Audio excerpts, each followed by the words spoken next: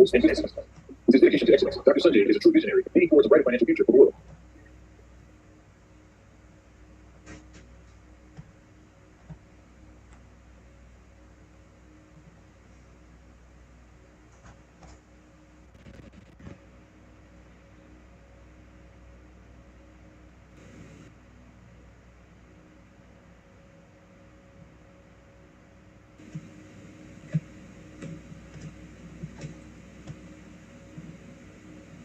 And business. With his dedication to excellence, Dr. Sanjay is a true visionary, leading towards a brighter financial future for the world.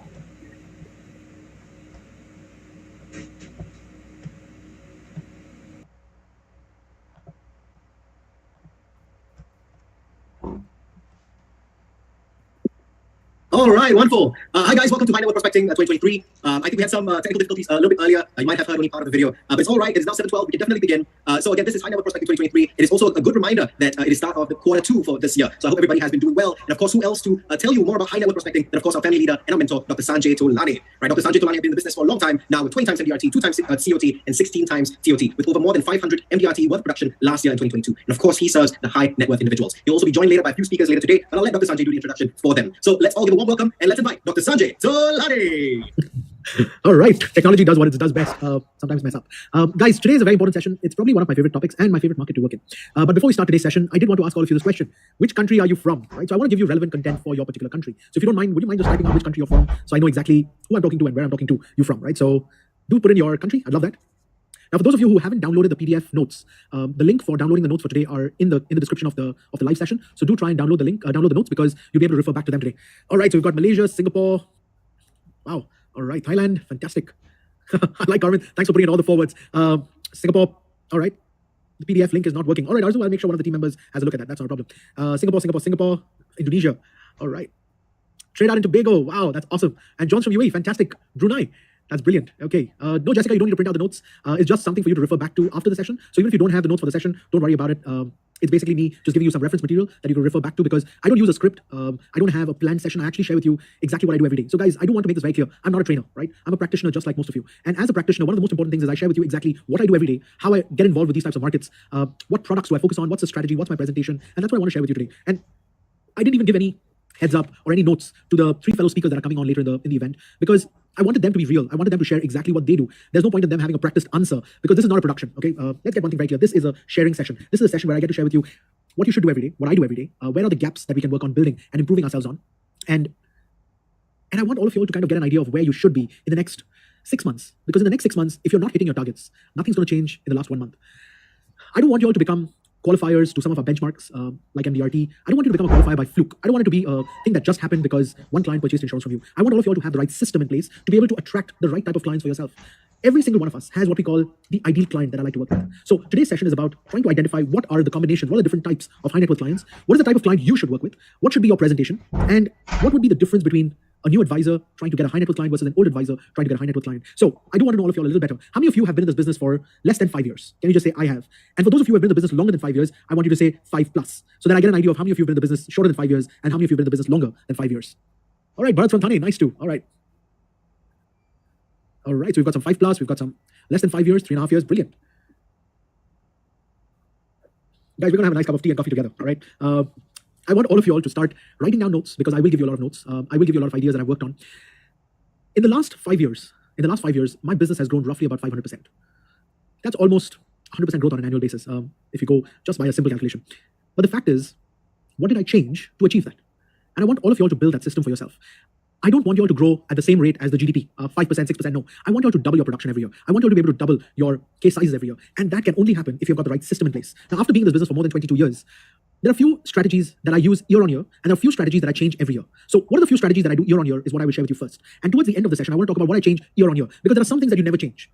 How many of you spend time to understand your business? How many of you spend time to calculate what is your opening ratio? What is your closing ratio? What is your activity ratio? How many of you understand your business? You see, if you work with any client in the world, you work with any business in the world, they actually monitor their business. They monitor what their sales look like. They monitor their financials. They monitor their HR practices. They monitor their training systems. They monitor their audits. What do you do for your business? Every single one of you is a sole proprietor or an entrepreneur. Now, as a sole proprietor or an entrepreneur, you need to know exactly what's right with your business and what's wrong with your business.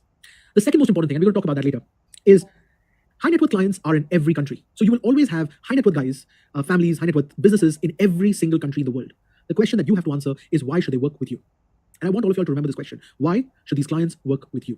Because they do have choice. They have the choice of choosing their advisors, which could be in other countries as well. So you have to understand that when you're working with high net worth clients, you're not only working with the competition from fellow advisors in your country, you're competing against bankers in your country, you're competing against advisors from other countries, you're competing with other advisors who don't believe that insurance is even a part of the financial planning process.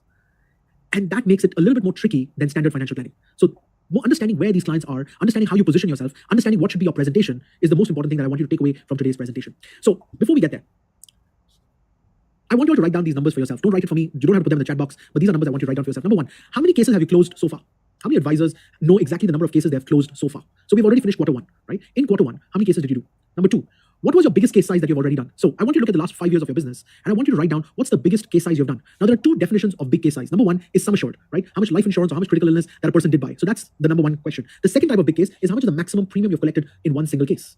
Now, I'll give you a simple example. My largest case that I've done a single case of $125 million in sum insured. So that was my largest case in terms of sum assured. My largest single premium that I've collected on a single case is $900 million. I'm actually giving you my numbers so that you understand how to calculate and how to know which business you're focusing towards. My largest single premium case was $2.5 million every month, right? So this was a monthly premium that I'd done, and that was my largest, biggest case in a regular premium category. So there are three categories. Premium, so two categories, premium and sum insured. In premium, I like to break it into two, single premium and regular premium. So what's your biggest case size that you've done so far? And I want you all to look at the last 5 years and put that as what's happened in the last 5 years for you. The third variable that you need to answer very carefully is, what's your typical average case size? So what's your typical client look like? And the reason why this is important is when clients ask you, how much money should I be saving, right? They're basically trying to find out, what's your average case size? What's your average case size? So I want all of you all to be able to know what is your average case size. So I had a client the other day and he asked me, he's like, Sanjay, how much money do your typical clients use in this structure or use in this strategy? And I told him, my typical clients would start at about $5-10 million, but my average client would be doing roughly between $50 to $100 million. You see, when you say that, you've positioned yourself correctly. You know what your average is. And I want that to change. So guys, what's your average case size? Now, the fourth variable and the fourth question that I think is probably the most exciting is trying to identify your top 3 clients that you like to work with. Now, what I want you to write down when I say the top 3 profile of your clients, I want you to write down what profession do they come from, which industry they might be from, what's their approximate age group, right? So think about this. Who do you really like working with? Is it doctors, engineers, chartered accountants, lawyers, business owners, small and medium enterprise business owners, C-suite? So do you like working with CEOs, CFOs, CTOs? Who do you like working with? What are your top 3 client profiles? Now, if some of you don't mind sharing your client profiles, I'd love to know, because then I can give you relevant content for those types of clients, right? Who are your top 3 client profiles?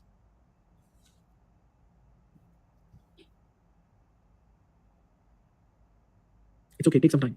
I want all of you all to think about this very carefully, because this will affect where you're going in the next 6, 9, 12 months, right? So it's okay. All right. So Jasmine says doctors, Koi says business owners, Sharon says businessman between the age of 50 and 60. Yiking says doctors, Vikvan says doctors, Abby says professionals. Abby, I want you to break it down. Professionals in which category? Because every professional is handled differently. Santiago says business owners, okay, doctors, nickel mining companies, directors of nickel mining companies, accountants, engineers, bankers, all right, CAs, doctors and IT professionals, doctors, business owners, lawyers, senior managers and corporates, age group, Arzu says age group 40 to 50, Priya says 30 to 50 mid-career professionals. I like Yushik says uncles and aunties, I like that. Okay, small entrepreneurs, venture capitalists. All right, there we go. So Dakar's come up with a new one. Venture capitalists, engineers, software business owners. Okay.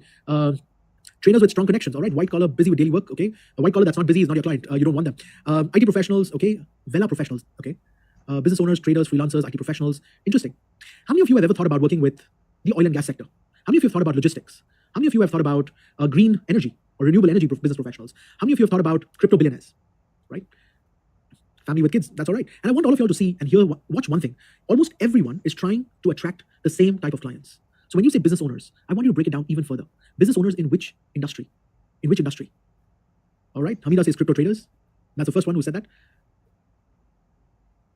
Doctors, so Sally says doctor, business owners, parents. Okay. And says business owners, engineers, IT professionals. And I want you to see how many people have actually said business owners. Now, the reason why I'm asking this question, I want you to realize where's your highest competition. How come none of you all have written any sports personalities, right? I want to work with sports personalities like footballers, badminton players, tennis players, cricket players. None of you all have written, I would like to work with movie stars, celebrities. These guys all fall in the high net worth category. Hussain says parents that want to leave a legacy for their children. Hussain, very difficult question to answer. How do you know which parents want to leave a legacy for their children and where do you find them? So instead of writing something like that, which is very generic, I want you to be very specific. Guys, if you know your numbers, you know your strategy, it has to be very specific. They cannot be general statements. They have to be very specific. All right, Jess says business owners who are into hardware. Kaka is saying celebrities. And that's what I was trying to tell you. You see, there are so many high net worth clients that financial advisors actually don't look for. How many financial advisors or how many financial planners have specialized in working with celebrities or sports personalities who get what we call endorsement income, right? So their endorsement income is actually probably higher than their sports income. Think about it. At last, someone has said teachers, right? Educators, very, very important. Golfers, there you go. Dharampal is now talking about sports personalities who are golfers. Guys, all these industries, there are high net worth clients that you've probably not even considered. How many of you want to work with influencers? How many of you think that you can work with influencers? That becoming a specialist to be providing financial advice to influencers? Social influencers, TikTok influencers, Instagram influencers, Facebook influencers, YouTube influencers, gamers. How many of you want to work with gamers? So think about these, right? These are all the different types of clients available to you that you haven't probably even considered talking to. Now, I'm not trying to get all of y'all to work in all these markets. That's what I want all of y'all to understand. I'm just telling you what your options are. Don't ever think that your options are limited. Your options are actually very broad. And you don't have to isolate yourself to a particular type of client. Choose your top 3. Choose the ones that make you excited. Because when you wake up in the morning, if talking to your clients doesn't excite you, that's probably the wrong person you're working with. If you truly want to stay, you're giving to your spouse, till death do us part, through sickness and health, through rich and poor, I'll be with you. Those are the same promises you're giving to your family, to your spouses. Why would you want to be with someone you don't like? Think about it. Every morning you wake up and you're like, oh my God, I've got this client to talk to. Oh my God, I've got this person to speak to. And you don't even find excitement in that. Why do you want to do it? Stop doing things that don't make you happy and start doing things that make you happy. The more happiness you bring into your daily activities, the more successful you will become. Because success is an automatic result of passion, right? You have to be passionate about the type of clients you work with. Because your clients can see in your eyes, do you enjoy, do you not enjoy it? Do you realize I love talking to all of you? I can spend hours and hours and hours talking to you for a very simple reason. I feel confident that every single financial advisor in the world can become one of the top advisors if they have the right system and strategy in place. So I need you to know your numbers. Number 1, how many cases have you done so far? Number 2, what's your biggest case size? Number 3, what's your average case size? And number 4, who are your top 3 client profiles that you have? Because if you don't know your clients, you're going to be wasting your time.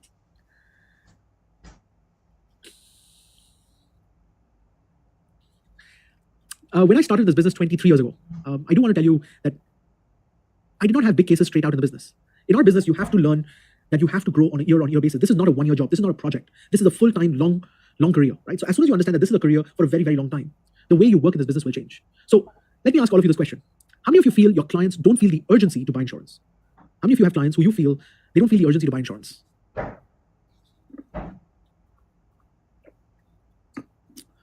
All right, Melvin says me. Raymond, all right. Guys, if your clients don't feel the urgency to buy insurance, I want to ask you this question. So what? If they don't buy this year, they buy next year, what happens? If they don't buy this year, if they buy next year, what happens? The premium goes up. The premium goes up. If the premium goes up, your commission goes up. If your commission goes up, why are you not happy? So Sharon, if they're more expensive premiums, it's their problem, right? Kenny, so what? Why are you in a hurry? The longer time they take, the more money you make. So why are you in a hurry? A lot of clients think that if they buy insurance today, there is a big advantage to you. When in reality, if they don't buy today, they buy after 1 year, 2 years, 3 years, 5 years, we earn more money. So why are you in a hurry? Katrina says, they might not even be able to purchase it. Well, again, it's their problem, right? I want you to think about this. It's their family, their future, their children. If they don't care, why do you care? You go to the doctor, and the doctor tells you take your medicine. And you tell the doctor, no. What does the doctor say? Okay. Next. They just move on to the next patient. And I want all of you all to realize this. Our job is not sales. Our job is to give good advice. If you give good advice, sales is a byproduct of good advice. And that's what I want you all to realize. That it has nothing to do with you. If you go to the doctor and the doctor says, take this medicine. And if you decline, the doctor will just say, all right, move on, next. The problem is, you're not meeting enough people. That's the problem. So today, I want you all to understand that our business is about small cases and big cases. The small cases make sure that you're never desperate, because you can't, if you look desperate, your high net worth clients can see that you're looking for business. If you're a good advisor, you'll be doing small cases on a regular basis, and your big cases is what make you rich. It's like a heartbeat. The small cases keep you alive, the big cases make you rich. The small cases keep you alive, the big cases make you rich. Keep that as a mantra. If you're only doing big cases and you don't get a big case for a long time, that's it, you're dead. So the small cases keep you alive, the big cases make you rich. And I want all of you all to realize that there is no top advisor in the world that only focuses on big cases. Every single top advisor in the world has a good mix of small and big cases. The small cases ensure that they don't become desperate. The big cases purely are because of their confidence, their level of presentation, their level of understanding in our business. So what's the definition of a small case and what's the definition of a big case? Today, let's define it. A small case is a case that you can close at least 2 to 3 in a week. That's a small case, right? A case, being able to do 2 to 3 cases in a week. A big case is maybe 1 case in a month, right? You probably get to meet 1 client like that, or 2 clients or 3 clients like that in a month. That's a big case. So you need to define what is a big case for you and what is a small case for you. When I started in this business 23 years ago, my small cases were cases where I was collecting even monthly premiums. By the way, guys, a lot of advisors ask me this question, Sanjay, how do I shift from monthly cases to annual cases? How do I shift from getting clients to pay for annual premium instead of monthly premiums? And let me get one thing very clear. It does not matter. It does not matter. If your clients are paying monthly premiums, so what? So what? It does not matter. Please understand something, guys. As long as your clients have protected their families, as long as they've made a commitment to their future, as long as they've taken the decision to protect their children, your job is done. Now, whether they pay annual premium or they pay monthly premium, it does not matter. The problem is you are thinking about commission. I want you all to stop thinking about commission and start thinking about your mission. Your mission in this business is to protect families. That's your mission. That's my mission. That's everyone's mission in our business, is protecting families, protecting futures, protecting children. If you continue to commit to that mission, your commissions will keep coming. Don't worry about how much you will earn from a client. Your job is to protect families. Get that very clear. And I cannot stress that enough. Because if you don't understand this business, if you don't understand what your purpose is, you will lose out to other advisors. The other thing I want you all to understand is, if your small cases are very small, right? So we have to put a definition of something called very small. Cases you will not do. How many of you reject certain types of insurance? How many of you reject certain types of insurance? So I'll give you an example. How many of you do all types of insurance? How many of you like to be the one-stop shop for everything? How many of you like to do... How many of you are the one-stop shop for everything?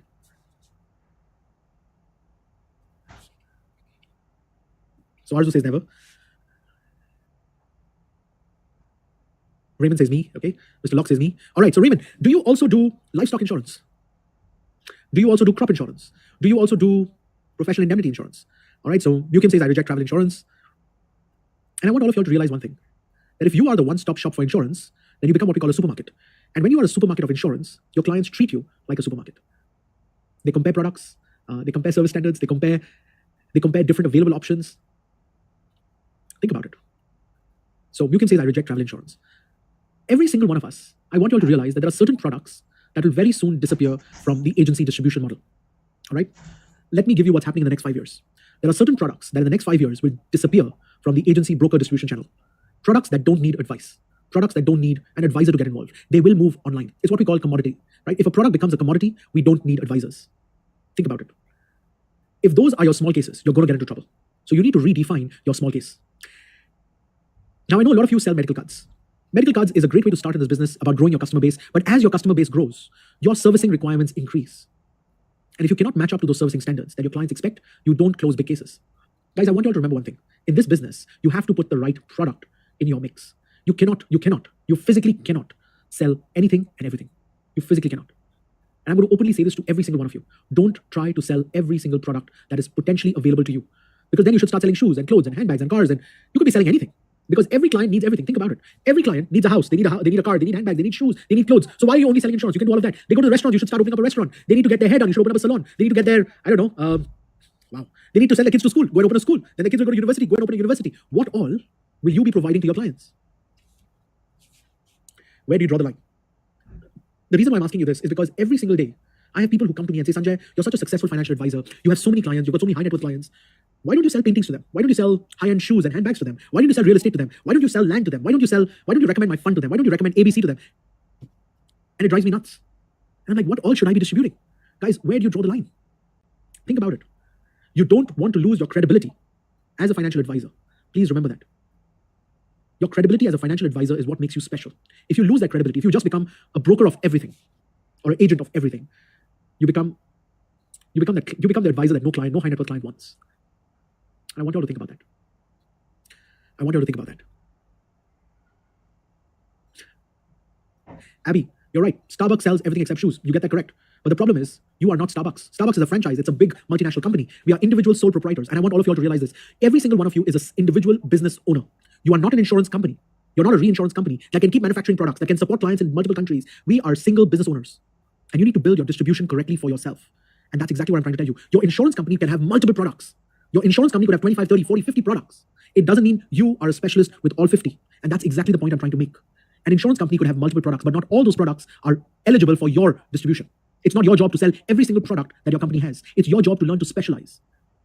It's like when you go to a hospital. A hospital has doctors for everything, but every doctor is a specialist. They have a GP that does everything, but you know one thing for sure, the GP always earns lesser than the specialist. And I want today, every single one of you all to choose a specialization in our business. Now, there is no training, there is no university that talks about specializations in our profession. So today, I'm going to give you the specializations of our profession. Take a paper and pen, write these down. Risk management, that's one specialization. Corporate financial planning, second specialization. Third specialization is asset management. Fourth specialization is family office management. So we've got 4 specializations in our business. Number 1, risk management. Number 2, corporate financial planning. Number 3, asset management. And number 4 is family office management. These are the 4 specializations in our profession. And the reason why I've given these 4 specializations is so that every single one of you knows exactly where you should fit in. As you work with high net worth clients, they will expect you to be a specialist, not a generalist. Think about it, your head. You've got a different doctor for the brain. You have a different doctor for the eyes. You have a different doctor for your nose. You have a different doctor for your teeth. You have a different doctor for your ears. There's a different doctor for every single part of your face. Why is there not different advisors and different specialists for different profiles of clients? Because our profession has not segregated us into specializations. So it's time that we take this on ourselves to choose what we are specialists in. Because a GP will always earn lesser than a specialist. And every single one of you knows this. Did you guys get the 4 specializations? Yes? No? Think about it. He says yes. All right. Can I break down for you? Would you like me to break down what each specialization stands for? There we go. So Arzu's asked exactly the question that I wanted to answer. Risk management is a specialization where you do something called risk mapping. So you would sit down with a family, you would sit down with a small or medium business, and you would do something called risk mapping. You will identify all the risks that could affect the family, that could affect the business, and then you would make a decision with the family or with the business owner which risk they want to keep, which risk they want to avoid, and which risk do they want to transfer. Right? Because there are some risks that they can manage themselves; they don't need to transfer. There are some risks that they can avoid by doing something called risk management, and there are some risks that they have to transfer. Right? So you do something called a risk map, and that's part of risk management. How many of you have ever created a risk map for your clients? You sit down with them and you talk about all the risks that could affect their family or their businesses. It's called the risk mapping strategy. So if you're a specialist in risk management, you need to learn how to do risk mapping.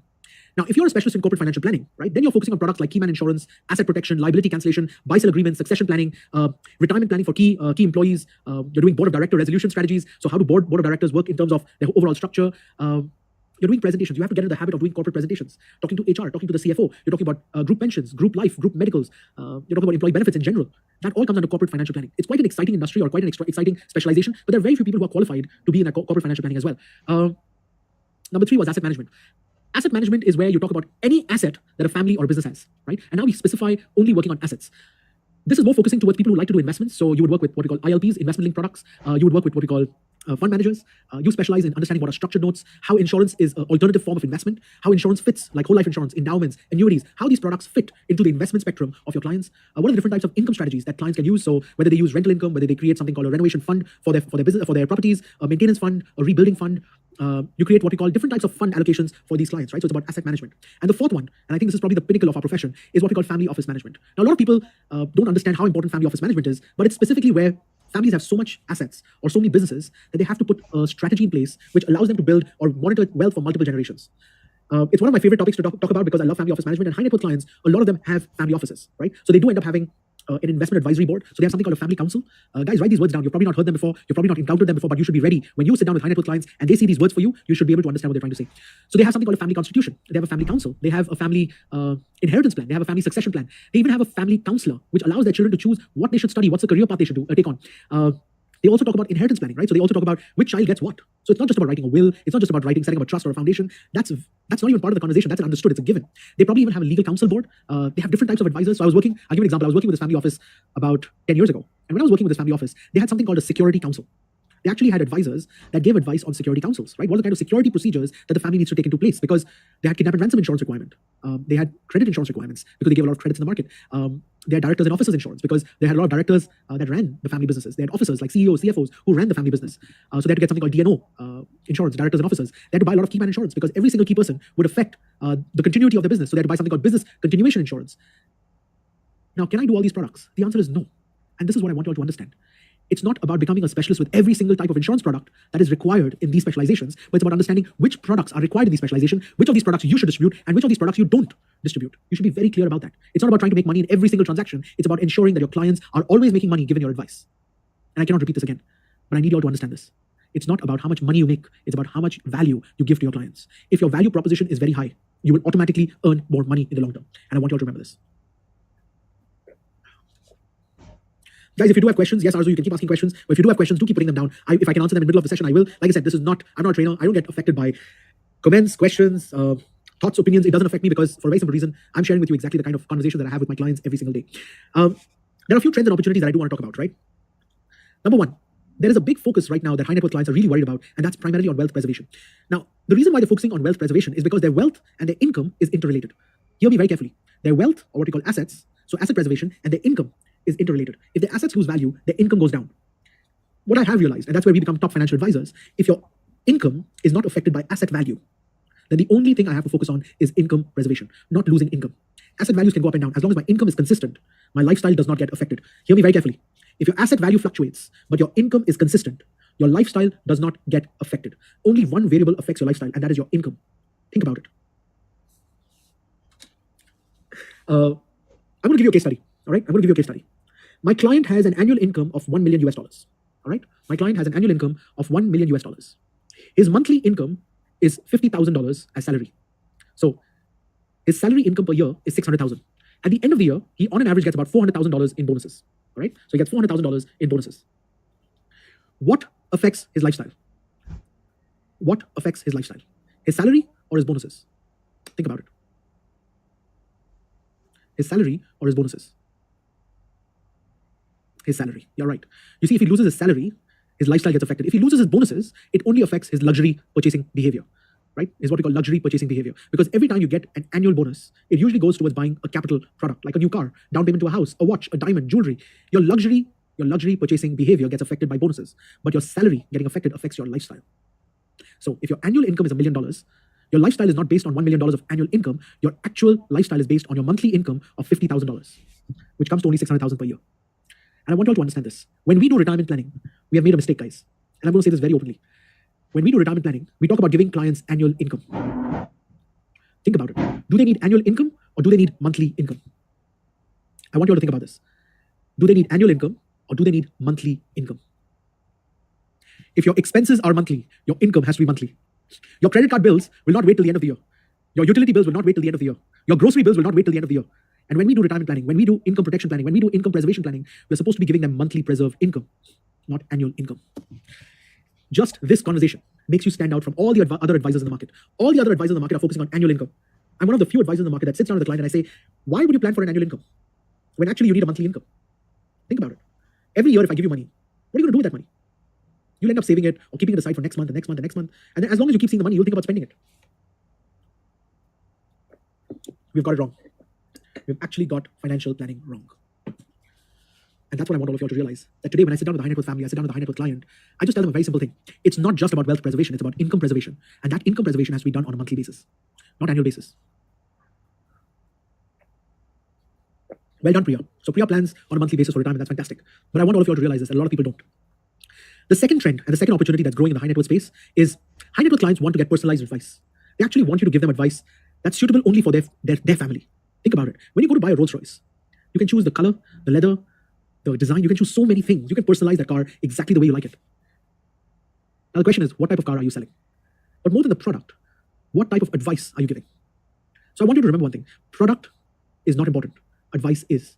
The quality of your advice will affect your choice of products. The quality of your advice will affect the choice of product that's available to you. And I want you all to remember this. As you start working with high net worth clients, you need to learn to give them personalized advice. What's important to them? What's important to their family? You need to help them recognize what they need to get done. It has to be personalized. All of us have the same products. Think about it. We only have 4 products in our business. We have, in case you die, we pay. In case you fall sick, we pay. In case you retire, we pay. In the event your kids go to college, we pay. Those are the only 4 products we have. We don't have a 5th product. Think about it. How do you personalize something that is as generic or as simple as these 4 products?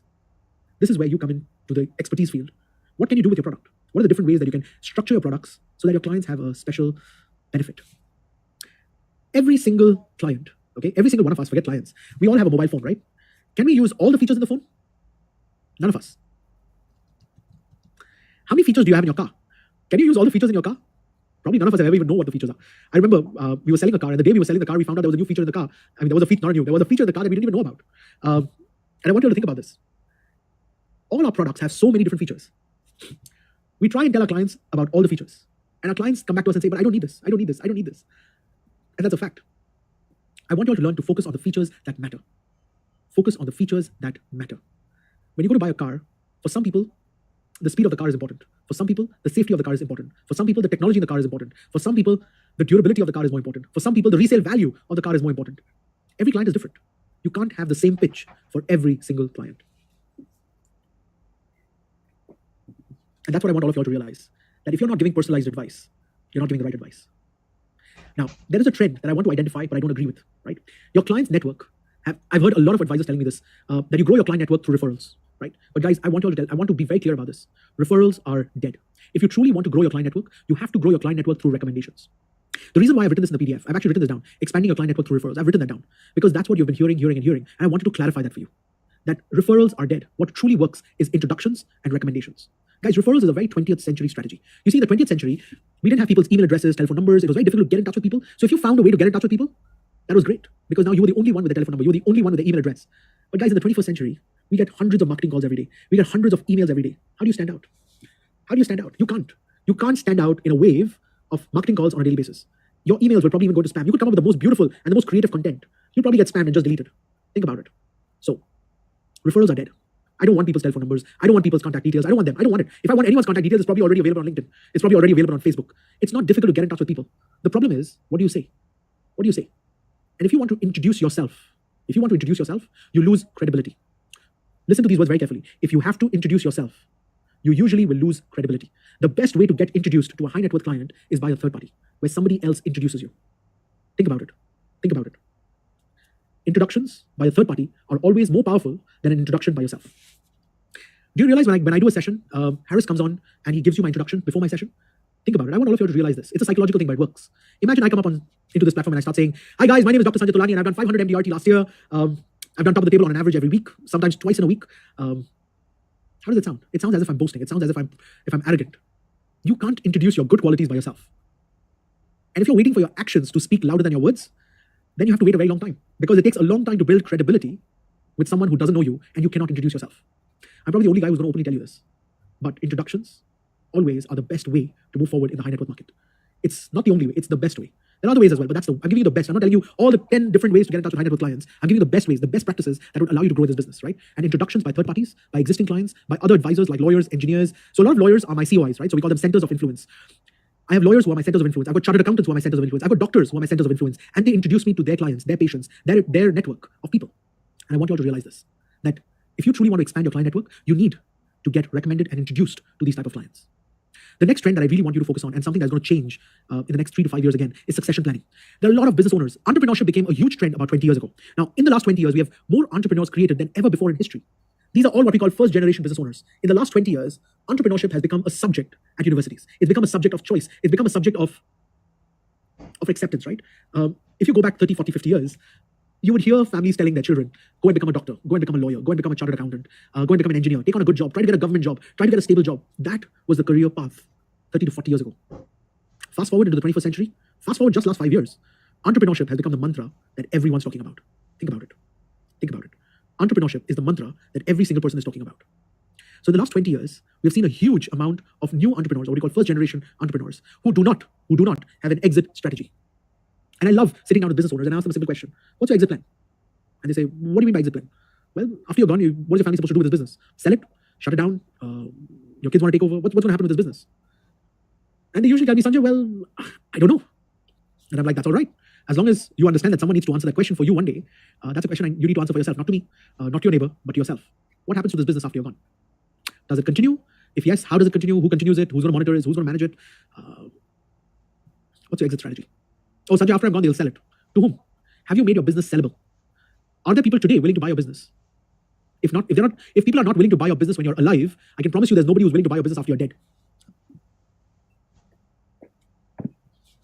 If no one is willing to buy your business while you're alive, I can promise you, nobody's willing to buy your business when you're dead. That I can promise you. These words work very well with clients, by the way. It's not about being arrogant, it's about statistics. It's statistics, it's science. If your business doesn't have value while you are running it, then it has definitely no value when you're not running it. Simple logic. Right? The fifth trend, and this trend is becoming quite interesting, is what we call impact investing. A lot of millennials, a lot of the newer generation is interested in doing investments into social structures, into ethical structures, structures that have got a more long-term perspective for money, right? And the question is, how aligned are you with ethical investing strategies? How aligned are you with social investing strategies? Because we as a generation have been blessed with a lot of advantages. The question is, how well are you helping your clients do their investments? Is the business ethical? Is the business affecting society? Is the business affecting the environment? So impact investing has become a huge trend in the high net worth space as well. What kind of charities do you support? What kind of investment funds do you provide? I remember one thing that I was working with his family, and he told me this, and that completely changed how I did family office management. He was an elderly gentleman. He was about 78 years old. And he said this to me. He said, Sanjay, if there's one piece of advice I can give you, I want you to understand that you have become successful because of support from your society and people around you. Sanjay, you've become successful because of society and people around you. What have you done? What have you done to give back to these people? And I told him, I'm like, well, I do donations on a regular basis. I contribute to charity. And he said, Sanjay, you need to have a charitable system. You need to have a system that allows you to be contributing back, a system that you should be using to contribute back to everything that people have done for you. They expect it. You are who you are because of the people around you. What have you done to help them become better? Guys, I know a lot of people ask me this question, Sanjay, why do you teach? Why do you share your strategies so openly? Why do you give back to your profession so freely? And let me tell you why. Guys, this is my way of giving back to our profession. Every single advisor, if you become a top advisor in your respective countries, how does it affect me? It doesn't. If you become a top advisor, it doesn't affect me. But it's my way of giving back to our profession. This is not a business for me. Sharing, teaching, my books, my sessions All this is me doing work for charity. All this money goes to charity. This is not my business. My business is giving good advice to my clients. My business is about giving good advice to anybody and everybody. That's my business. Helping you achieve the next level in our business or push yourself to the next level, that's me working for charity. I want every single financial advisor in the world to get the recognition that they deserve. We as a profession do not get the recognition we deserve. Think about it. You've got doctors, lawyers, engineers, chartered accountants, CEOs, they all are up there. Then you've got artists, you've got Uber drivers, you've got everyone. We're pretty much at the bottom of what we call the hierarchy food chain, right? I mean, who wants to say, I'll grow up and become an insurance advisor? Nobody. And I need that to change. The only way for us to change that is we, as a profession, learn to respect, teach, share best practices with each other. And that's the reason why I do these sessions, is I want you all to understand that our clients also have started thinking like that. What have you done to contribute back? So I sit down with clients and I do now charitable planning with them. I talk about impact investing. I say, how does your business impact society? How does your business impact the people around it? How does it impact your customers, your vendors, your suppliers, your stakeholders? How does it affect them? What have you done to create a good impact into their lives? What do you do to contribute back to society? It's a great strategy. It's a great conversation starter. And I want you all to realize that these are all conversation starters. Because if you want to prospect high net worth clients, you need to have good conversation starters. So if you want to get into the high net worth market, there are two phases of things that you will go through. Number one is the phase of understanding where you are. This is specifically for those of you who have been in the business less than 2 years and between the 2 and 5 year bracket, which is why I was asking you, how many of you have been in the business less than 5 years? Your job is to try and have 100 clients in your portfolio as soon as possible. Because if you don't have 100 clients within your portfolio, you're not busy enough, right? So your job is to acquire 100 clients as soon as possible. That's what I call the minimum benchmark for the amount of activity that you should be doing in this business. Phase 2 is to learn to specialize. Once you have acquired 100 clients, the next step is learning to specialize for the next 100, 200, 300 clients that you will acquire in this business, is learning to specialize. And these are the two things that I want every single one of you all to create for yourself, a system of sustainability. Because if you cannot sustain this business, you will find reasons to leave. Guys, we all have good days and bad days. On our bad days, if you don't understand why you're doing this business, you don't feel excited about the clients you're going to meet, you will find a reason to change from this business. I can promise you this, in 23 years, there are many days when I wake up and I'm like, today I feel like doing nothing. How many of you go through that kind of an experience where you feel like you don't want to do anything? On that day, the only thing that drives you is the type of people you meet. On your bad day, make sure you have good people to meet. And that's a mantra I've created every day now. Every day, I like to meet people that I like. If I don't like you, I don't want to meet you. If I don't like you, why am I working with you? If I don't like you, well, it's time to let go. So I want all of you all to realize this. Growing in this business only has one requirement. Working with people that you like. It will help you grow in this business very fast. I've already spoken about the 4 specializations, but when it comes to these 4 specializations, I want you all to get better clarity on a few things. Number one, what are the type of clients you like to work with? Which are the financial products you like? Which are the financial products you don't like? Can we all agree on one thing? That not all the products that our company has are the best. They're not. Let's agree on that. Identifying which products you love distributing and which products you don't like to distribute. Make a decision. I'll give you a simple example. I don't like to distribute health insurance. That's my personal opinion, right? I don't like to sell health insurance for a very simple reason. Too many terms and conditions. The product keeps changing. The premium keeps changing. You have to give servicing literally on a daily basis. You need a proper claims management system. You need a proper client servicing system. I don't have any of that. I don't have a good claims management system. I don't have a good servicing system for health insurance. So that's a product I don't distribute. I'm quite clear about that. I have clients. I have one of my biggest clients. I remember one of my biggest clients. He told me, he's like, Sanjay, you handle all my life insurance. Can you handle my health insurance? And I said, no. And he said, why? And I said, well, I can give you the product on one condition. You will never claim. And he's like, but what if I fall sick? I said, don't claim. He's like, then why am I buying it? I said, I don't know. You're buying from the wrong guy. So I want all of you all to think about this, right? I don't like to sell certain products. My favorite product, I'll tell you my favorite product. So again, I'm being very transparent with every single one of you. My favorite products to sell, number one, I love selling life insurance. Because I truly believe that if you can plan the one guarantee in your life, which is your death, right? A lot of things will fall into place. It's guaranteed you will die. Might as well plan it. How many of you live in a country where they've already told you that the water is going to not come for a certain number of hours? So if the government is already telling you that from 9 o'clock in the morning till 11 o'clock in the morning, there will be no water. Wouldn't you plan for it? Wouldn't you fill up water and keep it in the house in case you need it? You would. So it's a guarantee you're going to die. Why are you not planning it? It's guaranteed that if you have kids, when they grow up, they will probably want to study. And you will probably need money for that. It's pretty much guaranteed. Why haven't you planned for that? Every time I meet people, especially youngsters in their 20s and 30s, they keep telling me, Sanjay, I want to retire when I'm 35, I want to retire when I'm 40, I want to retire when I'm 45. Well, if you do want to, then why don't you plan for it? We've got retirement planning wrong anyways, right? At 65, you're not retired, you're just tired. And I cannot emphasize this enough. I think we've got retirement planning wrong. Retiring at the age of 65, I think is absolutely useless. At the age of 65, I think you should start going back to work.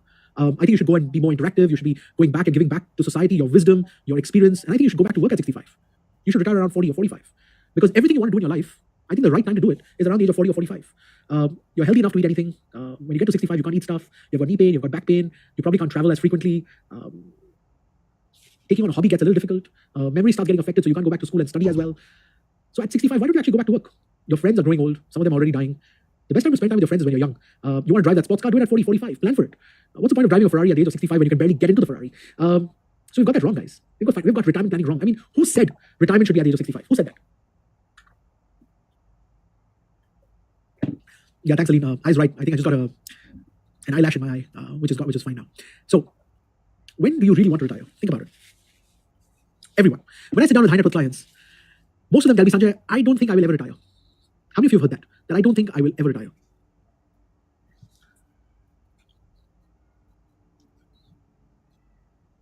How many of you heard that? I have a lot of high net worth clients, and almost every single one of them, they tell me this. They're like, Sanjay, I don't think I will ever retire. And I said, you know what, Mr. Client, I actually agree with you. I don't even think you should retire because it's a fact. You have so much to contribute back to people around you, to society, to your family. I don't believe you should retire. I truly don't. But what I do want you to do is I want you to have the option to be able to retire. If one day you're just fed up of everything, I want you to be able to have the option to say, you know what, it's all right. I've given as much as I could and now I really just don't want to. I want to now do whatever makes me happy. So I want you to have the option to retire. If you don't want to retire, it's okay. But if you do want to retire, I want you to have the financial ability to do that. Retirement is not about money. Retirement is about lifestyle. What do you want to do when you wake up in the morning? That is retirement. Having the ability to wake up in the morning and do whatever you like and not have to follow a particular financial requirement pattern, which means if I don't go to work, I'm going to have a problem at home. That's all retirement means. Waking up and doing what you like. You could wake up early in the morning and go for a walk. You could do some yoga. You could do some meditation. You could go and learn some music. You can wake up and read a book. You can wake up and just relax. Go out, meet your friends, have a cup of coffee, take on a hobby, do some gardening, learn how to paint, learn a new game, go and learn a new sport, learn how to plan a travel, right? Learn to cook, go back to university. You can do what you like. That is retirement. So retirement is not about money, it's about lifestyle. And I want every single one of you to understand that retirement planning should be done for you to have the option to retire around the age of 40, 45.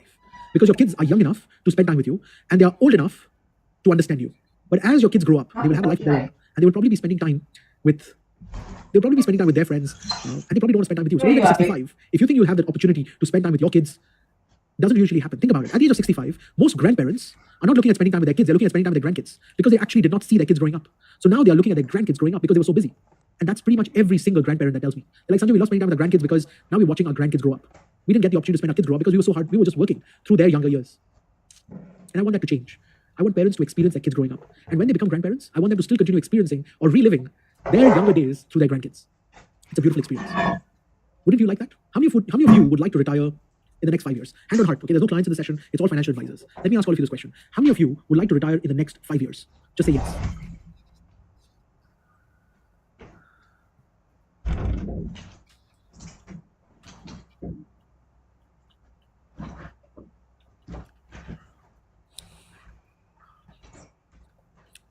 All right. The number of answers we're getting, right? All of you saying yes. Devi, Yusheng, Rebecca, Joanna, Jasmine. You're just saying yes is proof that we've got retirement planning wrong. If all of you want to retire in the next 5 years, why are you planning for retirement at 65? Why are you not planning for retirement in the next 5 years? Why not? And I'll tell you why. Because you have never been told that you can in the next 5 years. How much are you willing to sacrifice? So forget about percentages, forget about income. How much are you willing to sacrifice today so that in the next 5 years you can retire? Timothy says, no, that's all right. Not everyone will agree with you. That's all right. I'm okay with that. You see, I don't want to be an advisor to everybody. I want to be an advisor to those people who want to retire in the next 5 years. If you don't want to retire in the next 5 years, I'm the wrong advisor for you. Go and speak to an advisor that talks about retirement at 65. Not interested. Because I truly believe at 65 you don't retire, you're just tired. That's all right. You see, I'm not here to try and get every single client in the market. I told you, I'm a specialist. I'm a specialist that can help you retire in the next 5 years. And that's my USP. That's my USP. Think about it. All right. Dear sir, are we going to have a toilet break soon? All right, guys, let's do one thing. Let's take a break. We'll have about a 15-20 minute break. Harris, would you be able to take over from here? Yeah? Exactly. All right, so we'll do a 10-minute break. So it's 8:38 p.m. Singapore time right now. So we're back at 8:48 p.m. Singapore time. If you don't have the PDF notes, it's again available in the link in the caption of the video, so you can go ahead and download that. And then, of course, we have our 3 guest speakers coming in a little bit later. So we'll see you in 10 minutes. What happened to your room light on, your TV, your screen, your computer on? Doctor, they跑去哪里 I'm recording something So where are you now? downstairs. Downstairs, then your computer is on? Your clothing Yeah, is recording flying something. everywhere. Can you learn to pick up all your clothes now? There's 10,000 pieces of clothes on the floor, you'll fall over it, okay? Please, Yeah, you help me pick up lah. I help you anything, you help yourself. Oh, then I help myself lor. It's already too many clothing already. You're flooding your room, it smells like stains, you know. You help me Oh, out. then you help me lor. Then your Zoom is still on, the light is still on. You can see now. I'm recording something. I hear that the sound's not working, so I'll be playing some songs from my Spotify list. Give me a moment.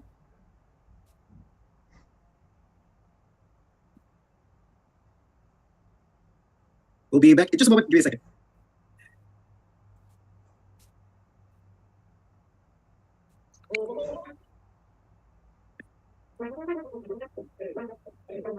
And I'll be playing video calls.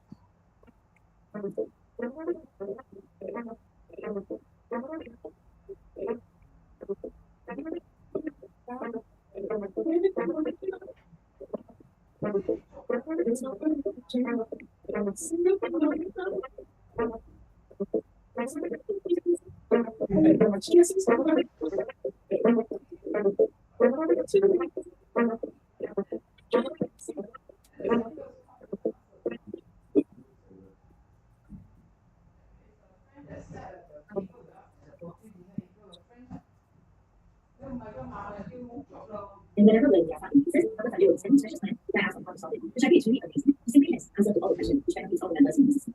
Aside from that, in this program, I get to know a lot of advice from different countries who will share their pieces with you to Dr. Sanjay with my advice and solutions with, which is an other. To this, I get to leverage from other people's experience and having exposure to business that I have never come across. My business has grown significantly by 300% ever since I joined this program. This program has not only allowed me to gain knowledge exponentially, it has also kept me on track to grow and keeping my mindset at the right place all the time. If you are looking for a picture, this is essential.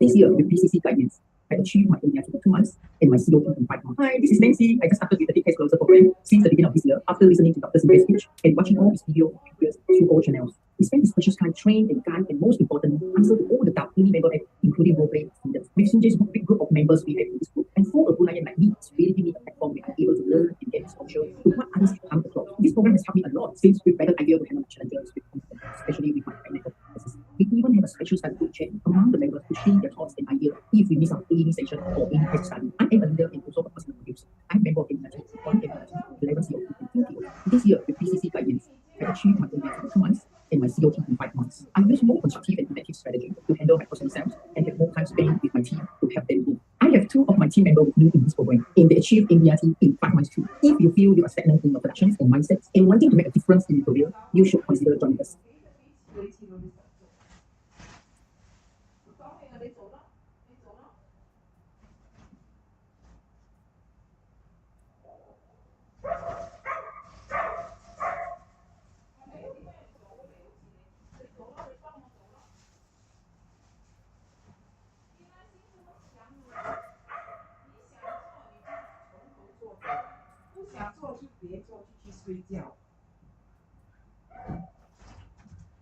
Until now, you see his dream. Even Michael and Margaret can confirm. This boy is very poorly brought up. Poorly brought up. That's why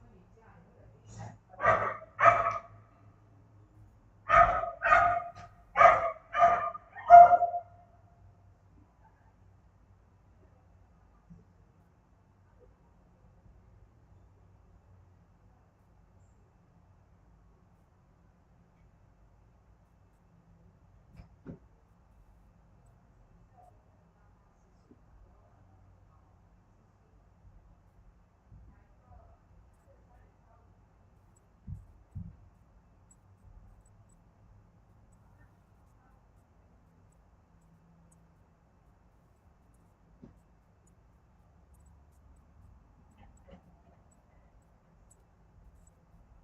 It's the first time I got my early MDRT in June 2022 because I joined BCC program. Hi, I'm Diana Maria from Indonesia. I've been in insurance industry for 12 years. It's the first time I got my early MDRT in June 2022 because I joined BCC program. The reason I joined BCC program is I was looking for a breakthrough and how to do better every year. I love the mentoring very much because I can learn about insurance from higher perspective.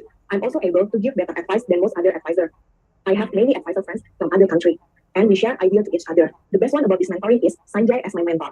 He always challenges the mentee how to be creative in giving advice and simple concept to clients. He teaches me to be a different financial advisor. My perspective, mindset, and prospecting have changed significantly since I joined BCC program. Thank you, Dr. Sanjay, for mentoring me and sharing your knowledge and skill.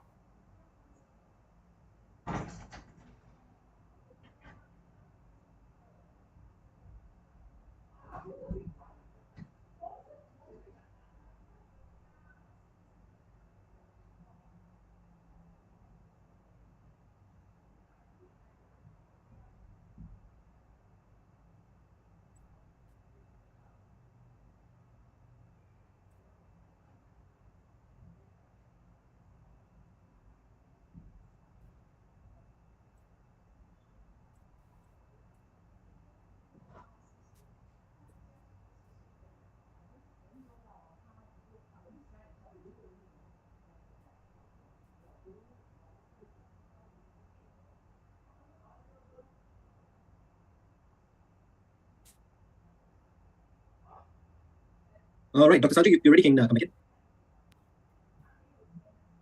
All right. Can I invite on Sean, Zia, and Connie to join in? Hi, Dr. Sanjay. Hey, Connie, hey, Zia. Hi. Hi, Dr. Sanjay. Good to see all of you. All right. So now let me quickly introduce everyone to you, right? Connie's from Hong Kong. She's been an advisor for many years. And one of the things I love about Connie is she is probably the most inquisitive mentee that I have, right? She loves to try and understand everything in the world. And I love that about Connie. And I did want her to come and share a few ideas about how she's building in this business. Sean's a young guy who is doing very well. He's also won a challenge that I've set to all my mentees, and we call it the BCC Award. And Sean has won that. So congratulations, Sean. I'm really proud of you. On the news, Sean's getting married tomorrow. So thanks for taking the time to be here, guys. You have to appreciate one thing that none of them are doing this for money. They're actually here to share because they truly believe in giving back to our profession. Guys, a little background for you about Zia. Zia's been in the business for many years. But more importantly, she did not start her career in insurance, right? So she's changed careers and she's not just a financial advisor, she's also a very strong social influencer. So I did want Zia to share with us a few strategies, especially from the perspective of, how that helped her business, how it helped her grow. Zia and I have very different types of market strategies. And that's one of the reasons why I wanted Zia to come and share as well, because we have different opinions. I do want to recognize one thing that I think everyone should know. There is no correct strategy, there's no wrong strategy. As long as the strategy works, it's correct, right? So I did want everyone to give their opinion and their facts. Connie, let me start with you. How do you find high net worth clients, Connie? First of all, I come from a very FH community, and at 5 years ago, most of all of my friends are also coming from a very FH community as well. But how to enter a high net worth client? So first of all, I would like to share one of my failure with all of you guys first, because at that time when my very first rich client come to me and asked me to do a illustration of a critical illness for their children, because at that time most of my market is mass market. The maximum I do is just around 1 million Hong Kong dollar and some insured, just around 120k, some insured for children, because I think it's enough for children. So I proposed the illustration to my rich client, and the rich client said that, sorry, I will not consider the illustration because the amount is so few. They will even not bother to claim. I will at least buy 3 million Hong Kong dollars, say it will be around 300k USD dollar for each client, for each student. So at that time, it really wows me. It really shocked me that, it is really what which client would think. It really also reflects how my understanding is so poor in the sector of rich family. So at that time, I tried to attend all the training that is regarding the financial tools of the rich family, say the trust, the will, the tax planning tools, and also join the BCC program, and also need to also get a lot of case studies from my senior, from supervisor. So at that time, I have a little book, and I record all the case studies, and I share all the case study with all my friends, no matter it is an average community, no matter it is a rich community, because I want to make sure they know every case study that I know, and then they help me to spread the message. So at that time, they helped me to spread the message, and I started to get some recommendation, which is coming from richer families. So at that time, I started to feel, my network is starting to get a little bit richer. So it is how I started to do high net worth cases. Guys, Connie, thank you for sharing that, but I do want everyone to recognize experience that Connie had, and I'm sure every single one of you have had that experience at some point in the past. She presented a $1 million Hong Kong dollar application for a client's child, and the client came back and said, that's too little. I should be doing at least 3 million, right? Guys, the same thing happened to me, right? One of my very high net worth clients, and this was about 20 years ago, if I'm not wrong. No, this was about 15 years ago. So 15 years ago, I was already a top of the table member, and I was selling about $1 million to $2 million worth of life insurance. That was my US dollars worth of life insurance. That was my average case size at that time. And I sat down with this client and I told him, I think you need to buy about $2 million of life insurance. And he looks at me and he's like, but that's so little. I mean, if I'm not doing at least 10 million, the family, they will buy 2 cars with that, and then they will forget about the money. So if I really want to buy life insurance, I should be buying 10 million. And at that time, it came out from my mouth. I was just thinking it, but sometimes you think and it just comes out of your mouth. That's what happened with me. It came out. I said, but I think it'll be very expensive. And he told me, he said, Sanjay, who are you to decide what is expensive? So guys, if there's one thing to take away from Connie's story, right? I want you to take away the fact that we are scared of big numbers, not our clients, right? It's our fear that actually stops us from doing big cases. we need to learn to present the right amount of insurance to our clients. That's our job. Our job is not to make a decision whether a case is big or premium is high. That's not our decision. Let our clients tell us, but Sanjay, I think that's too high. All right, where would you like to start? Right? It's easier for your clients to scale down to a level that they feel comfortable rather than you try to scale up to the level they need to be at, right? And that's one thing I do want you to take away from Connie's story. It's not about the background you come from. It's about the fear that we have internally. So Connie's biggest fear was she thought $1 million Hong Kong dollars was enough. It was a client that told her it's not. And I had exactly the same experience 15 years ago. Guys, after that experience, that same client, instead of buying $10 million, has purchased $40 million of life insurance from me, right? That just tells you how much I was underselling to my clients. You will be shocked how much money clients truly believe their children need if something did happen to them. And the formula does not change for life insurance. The formula is 10 times of annual income. If you are earning $1 million every year, you need $10 million of life insurance. If you're earning $10 million every year, you need $100 million of life insurance. Think about it. Your lifestyle is based on your income. Life insurance is only a multiple of that income. That's the formula, right? So Connie, thank you very much for sharing that. Sean, I do want to ask you a question. There was one particular question that I was truly excited about asking you was, if you had to go back in time, right? You've been in the business quite a few years now. If you had to go back in time and give yourself advice as a new advisor, what advice would you give yourself? So for me, okay, just a bit of background. So I came from the banking space. So I was in the bank for about 5 to 6 years, and I left the bank and I joined this insurance industry. So for myself, I think it's more of knowing my stuff well, because people always say, fake it till you make it kind of thing. However, for working with financial clients, one thing for sure is they definitely know their stuff, right? Sean, can you imagine if a doctor said that? I will fake it till I make it. Yeah, but it's true. There's a lot of colleagues or people or mentees I haven't seen that they have been faking till they make it, they think they know their stuff. But when clients question them, they got stuck and they're not sure how to move on, right? So definitely for myself, it's choosing a specialization. For example, let's say you want to specialize in investments or in risk management or whatnot. So find a specialization that you're good in and then really know your stuff well so that you can answer clients' questions. I'll just give an example. Just last month, I was working with this client who is towards the 50 million kind of AUM. So he was always questioning me, say, but my banker is telling me this, my banker is telling me that, my banker is telling me this. So what's your opinion on this as well? So lucky for me as well, the product is talking about structured products, portfolio financing. I'm a bit familiar with coming from the bank. So I was able to answer his question and of course give my opinion on it. So with that, actually I'm actually in discussion with him to do a 1 case 1 MDRT right now as well. Fantastic. Yeah. So guys, I want all of you all to pick up one thing from Sean's story. And the one thing that I really liked about Sean was he's always very transparent about what he thinks, right? You can't fake it till you make it in this business. I want you guys to all understand that. Can you imagine if your doctor had the same mentality, or your engineer or your architect had the same mentality, right? They'll fake it till you make it. Can you imagine the kind of construction or the kind of medical treatments you'll be getting? In our business, we are financial doctors, right? We are actually doing, we are constructing for the future of our family, of our friends, our families. You can't fake it till you make it. You have to learn and spend time to grow in this business. You have to learn to invest in yourself. You have to go out and spend time to understand how your products were created, why they were created, what is the right way to position those products. You have to also remember, even if you're new in this business, you're not new in this world. You have experiences from your previous work. You have experiences from your college, from your university. You've done so many projects. You've got projects from school where you have spent time to learn different things, right? You're not new in the world. You might be new to this profession, but you're not new to the world. And that's what I want all of you to realize, that you have a lot of life experience. If you don't have life experience, people around you, your managers, your CEOs, your colleagues, they have life experience. Use them. There's nothing wrong in leveraging on your team, leveraging on the people around you. I was not born successful in the world of insurance. I leveraged on my family's background. I spoke to my mentor. I have 7 mentors today, right? And as all 7 mentors work on different aspects of my business. Some people help me with my administration. Some people guide me on my life skills. Some people guide me on my conversational skills. So I have a different mentor for different reasons. And you have to choose a specialization. That's exactly what Sean was trying to tell you, that if you don't choose a specialization, you become a generalist. Sean does like investments, and I do know that some of you love investments. So guys, don't ever lose out on that background. Now, Zee, I want to ask you a question, Zee.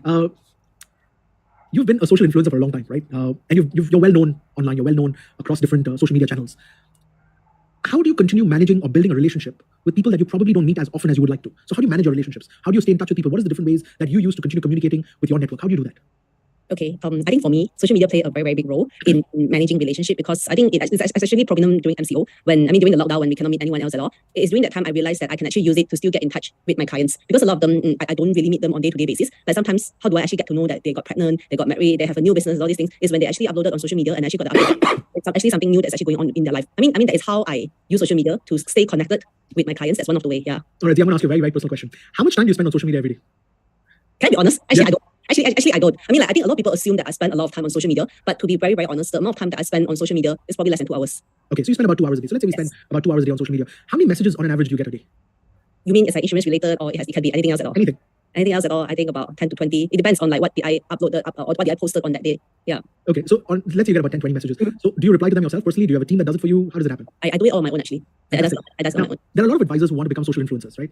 I'm going to ask a very personal question. Can anyone become a social influencer, or do you need certain skills or certain strategies to become a social influencer? Okay. What is it for again? Is it for business or is it for leisure? Thank you very much. I wanted everyone to realize this. You have to choose the type of social influencer you want to become. You can't. You have to identify. Do you want to do it for business? Do you want to do it for from a leisure perspective, that you just want to be having people following you, right? So Zia, again, let's think from a business perspective, because I don't believe. I've never used. Guys, let me be very transparent with everyone that's watching this event. I don't use social media, right? I don't use social media at all to get clients or to maintain relationship with clients. My social media platform is specifically only to be in touch with other financial advisors, because initially, I'm talking about 10 years ago, when I started doing a little bit of social media work for business. all the content that I created was only being used by other financial advisors. And I realized that the only people who followed me were other financial advisors. I had none of my clients following me, right? Or saying, hey, Sanjay, I saw that post. Can I save more money? Hey, Sanjay, I saw that post. Can I buy more life insurance? I didn't have a single person ever contacting me and saying, Sanjay, can I buy life insurance? Actually, I think the only people that contacted me were people who couldn't get life insurance. I had more people telling me, hey, Sanjay, my mom needs medical insurance. Can you help me get that? She's 75 years old. Sanjay, I just got diagnosed with cancer. Can I buy insurance now? Sanjay, I got diagnosed with diabetes. Can I buy medical card? Those are the kind of messages I was getting on social media, right? And kind of drove me nuts because I was basically getting so many people that I couldn't help. Right? And then I had some people going on and commenting on my social media saying, when you need insurance, if you can't buy it, then what's the point of buying insurance? And I'm like, oh, right. So it kind of started demotivating me. And that's when I realized, you know what, I'm not going to spend any time on social media. And since then I haven't. But I want to ask you this question. I mean, we are moving in a different era today. And I know you're successfully finding clients through social media. So what kind of posts do you put up to attract these type of clients? Okay, I think one thing that I learned from Dr. Sanjay is that, fear can sell really fast, but it's only happiness that will actually help you to sell big. I think when I started, one of the biggest mistakes I was making is I post a lot of medical insurance related content. The one day Dr. Sanjay is, don't let me see you posting any medical insurance. I didn't get it that time actually. So I sold a lot of medical insurance and I really understand how I can never get any high net worth client. I'm always in the mass market getting people inquiring for medical insurance. And like what Dr. Sanjay say, these people are usually people that, I have diabetes, can I still get medical insurance? I get a lot of things like that. And then when I learned a lot more from Dr. Sanjay, I start to change my angle. So like again, is social media for business or for leisure? For me right now, it's a business tool. So a lot of events that I think that if I'm going to meet a lot of mass clients, I'm not going to attend. I'm not going to do any related posting, but instead I chose event where I can get exposed to more high net worth client. That's one of the way that I'm actually doing it. And of course, because I want to have a shared interest with high net worth client. So what I do if I get certain exclusive invite, I will actually invite my top tier client to actually attend together with me. So actually that is how I have been using my social media for. I mean, it's really just for business. And the content that I actually made, instead of very common terms like medical insurance, life insurance, I started to use something like what Sanjay also told us before, the rich, they are no longer talking about education fund, they're talking about play fund. Words like that. And people will be curious, what is play fund all about? So I don't need to tell them that I'm selling any plan, but I just want to share with them. Let me stop you there. Guys, for those of you who don't understand what the meaning of play fund is, Zia actually is using a concept that I taught a couple of years ago, and I think every single BCC member knows about this. I think the best way for children to become successful in life is to have a play fund, right? Money that they can play with. Because if they lose that money, it's money that's outside your estate. It's not your money, it's my money. Which money do you want your children to play with? Your money or my money? So if you want them to play with my money, why don't we create a separate fund? It's called the play fund, right? And that play fund will allow your children to be able to try new ideas, be innovative, be creative. If they have a crazy idea that they want to try out, use the play fund, not use your family's assets, right? So instead of creating an education fund for your kids, why don't we create a play fund for your kids? And that conversation actually allowed you to work with high net worth clients, because a lot of high net worth clients are like, I don't need to save for my kids' education. I mean, how much will it cost? $500,000, $1 million? I already have that. But when you change your terminology, right, you stop talking about education fund and you start talking about play fund, you kind of open up a new conversation, right? You're talking a little different language from all the other advisors in the market. And I'm glad Zia mentioned this, because a lot of people don't realize the change of your word choice will affect your business, right? So Sean, I want to ask you a follow-up question, right, to what Zia just said. How do you find high net worth clients today? So what's your strategy for finding new clients today? For myself, because I'm coming from the bank again, I'm very used to doing cold market, so I'm very used to cold calling. I'm still doing that today. It's been proven to be successful. So however, how do you get your list of people to call? Some are from my previous client I haven't talked to for a while. I mean, that's not really cool, but majority of them also because I do run advertisements on social media, which I know there's a lot of argument on that, whether it works, it doesn't work. So far, it's working well for me. But mainly, I'm trying to shift my perspective over to the warm market, which we have been advocating as well. So I think bringing back to what you shared as well, I think one of the mistakes I made previously also was always trying to force a sale. Each time I meet the client, it's always forcing a sale. But it's more of, meeting them not for appointments, but just for meetings, right? Having meetings rather than appointments. So just meeting them for coffee or shop, 15 minutes, 20 minutes, that will suffice. And after that, get to know them a bit better. So I just share with you a case study as well. I just met this client sometime last week, actually for quite a while, from last year till now. Been following with him just for coffee, never discussed about anything about insurance or investment related. It's always how are you, how's business, etc., etc. And slowly he started referring quite a few of his colleagues and his bosses, which they are pretty in high net worth space. So from then on, I had some of the contacts and I managed to close some of them. So the mistake previously was always trying to force a deal, but right now I'm just trying to slowly take my time, build a rapport again, because high net worth clients, they usually don't expose everything to you on the first meeting. They probably need to see your credibility. They probably need to see whether are you good enough. Are you just here for a one-time thing? So it's more of playing a long-term game. I kind of agree with you. So I think one of the biggest mistakes we make, and that's in the high net worth space, is we forget that our business is a relationship business, not a transactional business, right? Yeah. High net worth space, if your product is transactional, you will get very quickly replaced, right? You get replaced by technology, you get replaced by what we call aggregators, you get replaced by other advisors. But if you build the right relationship, right, your clients kind of stay with you for a long time. So if you want to work in the high net worth space, you have to build relationships, right? You have to meet them without the agenda of sales, but rather meet them with the agenda of value adding or giving them good advice. And I don't want you all to take this away from Sean's message. I do want to ask Sean a question. I mean, this is a burning question for me because I never do cold calls, right? I don't have, I would say, the patience to just talk to someone, just pick up the phone and call someone. I'm being very transparent with you, right? The strategy is not right. The strategy is not wrong. The strategy, if it works for you, it's right. If it doesn't work for you, it's wrong, right? And for Sean, cold calling does work. So I do want to ask Sean this question because I've never been able to do this. What do you say when you call people cold, right? So let's say you're calling me. What would you be saying? I think it really depends on the ad that I put out. So, for example, the one that I'm running is more for investments. So, how to generate certain amount of dividends or how to grow X amount of. All right. So let's say I saw that advertisement of yours, right? And I said, okay, this guy is talking about dividends, and okay, I give you my telephone, I give you my email address, telephone number, and I allow you to get in touch with me. Can we do a role play? All right. Let's do it. Yeah, you call me, right? Or I call you. What happens? Okay. So, hi, this is Sanjay. Yes, it is. Who's this? Hey, Sanjay, this is Sean. I actually received your application sometime last week that you wanted to find out more about a high dividend fund that gives you 6 to 7% on the per annum on monthly basis. Just want to call it as a good I think I clicked that by mistake. I clicked that by mistake? Yeah, no worries. Now I'll just hang up and move on because for me it's a Good. game of Okay. large numbers. This is exactly what I want everyone to realize, right? If someone tells you I clicked it by mistake, you need to learn to let go and move on.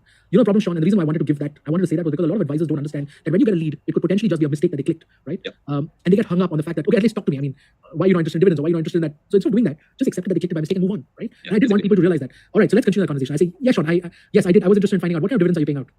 It really depends on your risk profile we're talking about here because, of course, depending if you're lower risk, definitely the yield that we can't generate, it won't be as high compared to if you're a higher risk taker. So, generally, what I would propose to you, Sanjay, is let's have a quick short meeting, Zoom meeting of 15-20 minutes to see whether investment suits you as well because ultimately not everyone suits investment. So what kind of this is investments do you do, Sean?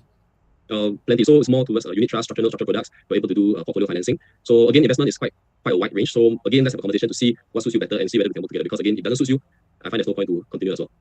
I actually don't understand what that means. So structured notes, what was the other words you said? I couldn't remember also. Structured notes, structured products. Yeah. Okay, this is the other thing I want all of you all to understand. Sometimes when you're having conversations, a lot of clients don't understand the different type of investments available in the market, right? And I do want you to understand that while Sean is doing this, he's working on the principle of large numbers. How many calls do you make in a day, Sean? Depends. So it could range from 5 to 15. 5 to 15 calls. And how much time does each call approximately last? For your first role play, probably less than a minute. For average, I would say it's only about 3 to 5 minutes because generally I don't like to talk too much on the phone. Got it. Okay, so do they quickly give you appointments? So how many of these, what's your conversion rate on these 5 to, let's say you're making on an average 10 calls a day. What's your conversion rate in terms of converting them into meetings? I would say it's about 2 to 3. So your conversion rate into a meeting from a call to a meeting is about 20 to 30%. Yeah. Fantastic. So let's say you've got 30%. How much of these 30% clients, meetings turn into clients for you?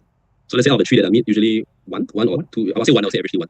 Which is the industry average. So I want all of you all guys to understand, guys, if you're in the cold market, which a lot of you are, I want you all to understand that the cold market conversion from a call to a meeting is about 20 to 30%. And the conversion on that 20 to 30% is roughly about 1 in 3, which is 33% of them converted into clients, which is 10% of your initial data bank. So it is the law of large numbers, and you need to understand that. So Sean, I'm glad you shared that because a lot of people have got this misconception that if I call 10 people, they'll get converted into 6 or 7 potential meetings. You got good.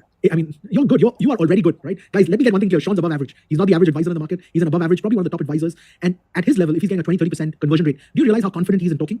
Versus how many of us are as confident as he is with our technical knowledge, with our personality? We might not be able to live up to that expectation of a phone call, right? And that's the other thing that I want a lot of y'all to realize, that cold calling might not be for everyone. It is a potential strategy, but it might not be for everyone. Plus, you need to have the ability that Sean had, right? For example, when someone says, don't call me back, or I clicked it by mistake, I'm not interested. How quickly do you get over that and say, you know what, okay, all right, next. And you just quickly get over it. Most of us get hung up that, how did you let go of that lead? I'd given your name, I'd given your number, and you let go of that lead. I mean, imagine if that could get converted even into a small medical insurance case. You'd have recovered the money that you spent on acquiring that lead, blah, blah, blah. People get stuck up on that, right? And they don't realize that cold calling is the average of large numbers, or it is about large numbers. So thanks, Sean, for sharing that. I'm so glad that we had this role play. And by the way, guys, none of this was practice, all right? So let me get one thing clear. They have no clue what questions I'm going to ask them. The only thing I gave them before the session, I just told them, I was like, please just share your story because I want all of you all to be yourself. None of this was practice. None of these questions were given to them in advance. Actually, most of them are surprised on the questions I'm asking them because there was no plan on this one, right? Connie, I want to ask you a question. Sure, yes. Connie, what does your schedule look like now? So let's say today was Monday, right? It was the first day of the week. What would your schedule look like? If it is Monday, for Monday it is my slowest day because I would try not to call client on Monday, but I will start calling client on from Tuesday to Saturday because Monday usually for them is they are busy with their own work because they have lots of planning in their own work. So my week schedule will be more likely on Tuesday to Saturday. Sometimes on night calls because most of them are parents. Okay, so what does a Tuesday look like? All right, so let's forget about Monday. What does a Tuesday look like? So what time do you get up? Oh, get up. Get up. It's 7 o'clock. All right, so you get up at 7 o'clock. And then what do you do after that?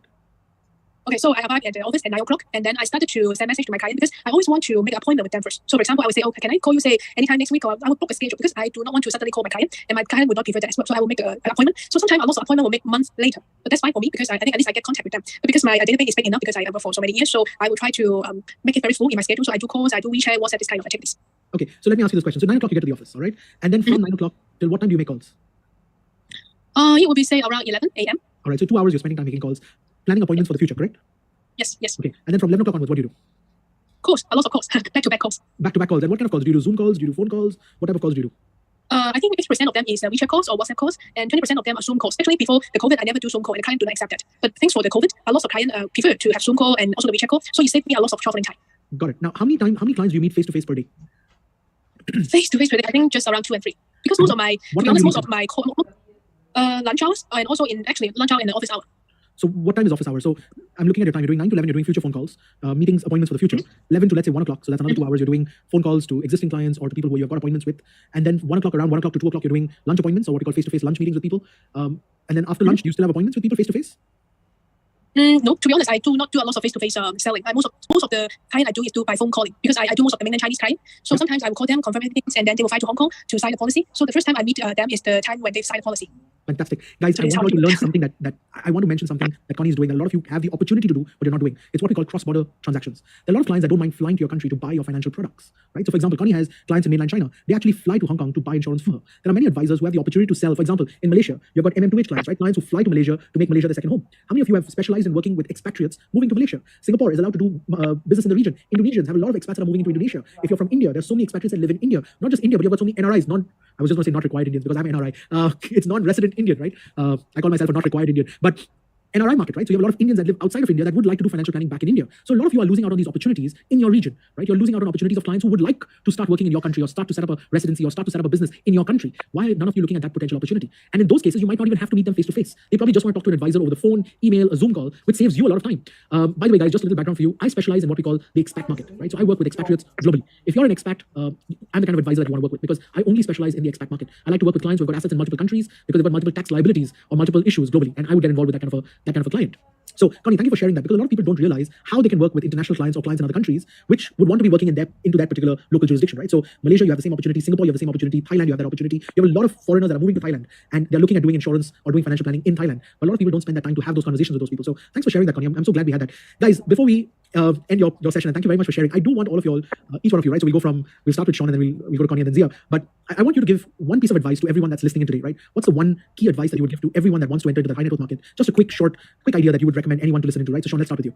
I think apart from, of course, knowing your stuff very well, the very key thing that I see a lot of my mentees make is not able to pitch big. I think that is the ultimate killer for a lot of them. They don't dare to pitch big amount. For example, if a client is worthy to do a 10 million by web pitch or 1 million, you just miss opportunity right there. And always start big because it's easier to bring down rather than you start small and try to bring it up. I'm so glad you emphasized on that. Guys, if you truly want to do large cases, you have to get away from the fear of large numbers, right? Yeah. If you're scared of big numbers, it's going to affect your closing ratio, it's going to affect your sales, it's going to affect everything. So do listen in. I mean, I've said that, Zia said that, Connie has said that, Sean has said that. If all of us have said that, it must be correct. So don't ever lose out on that opportunity of being able to work on large numbers and don't get scared of large numbers. All right, Connie, what's one last advice that you would give to everyone that's listening to this session today?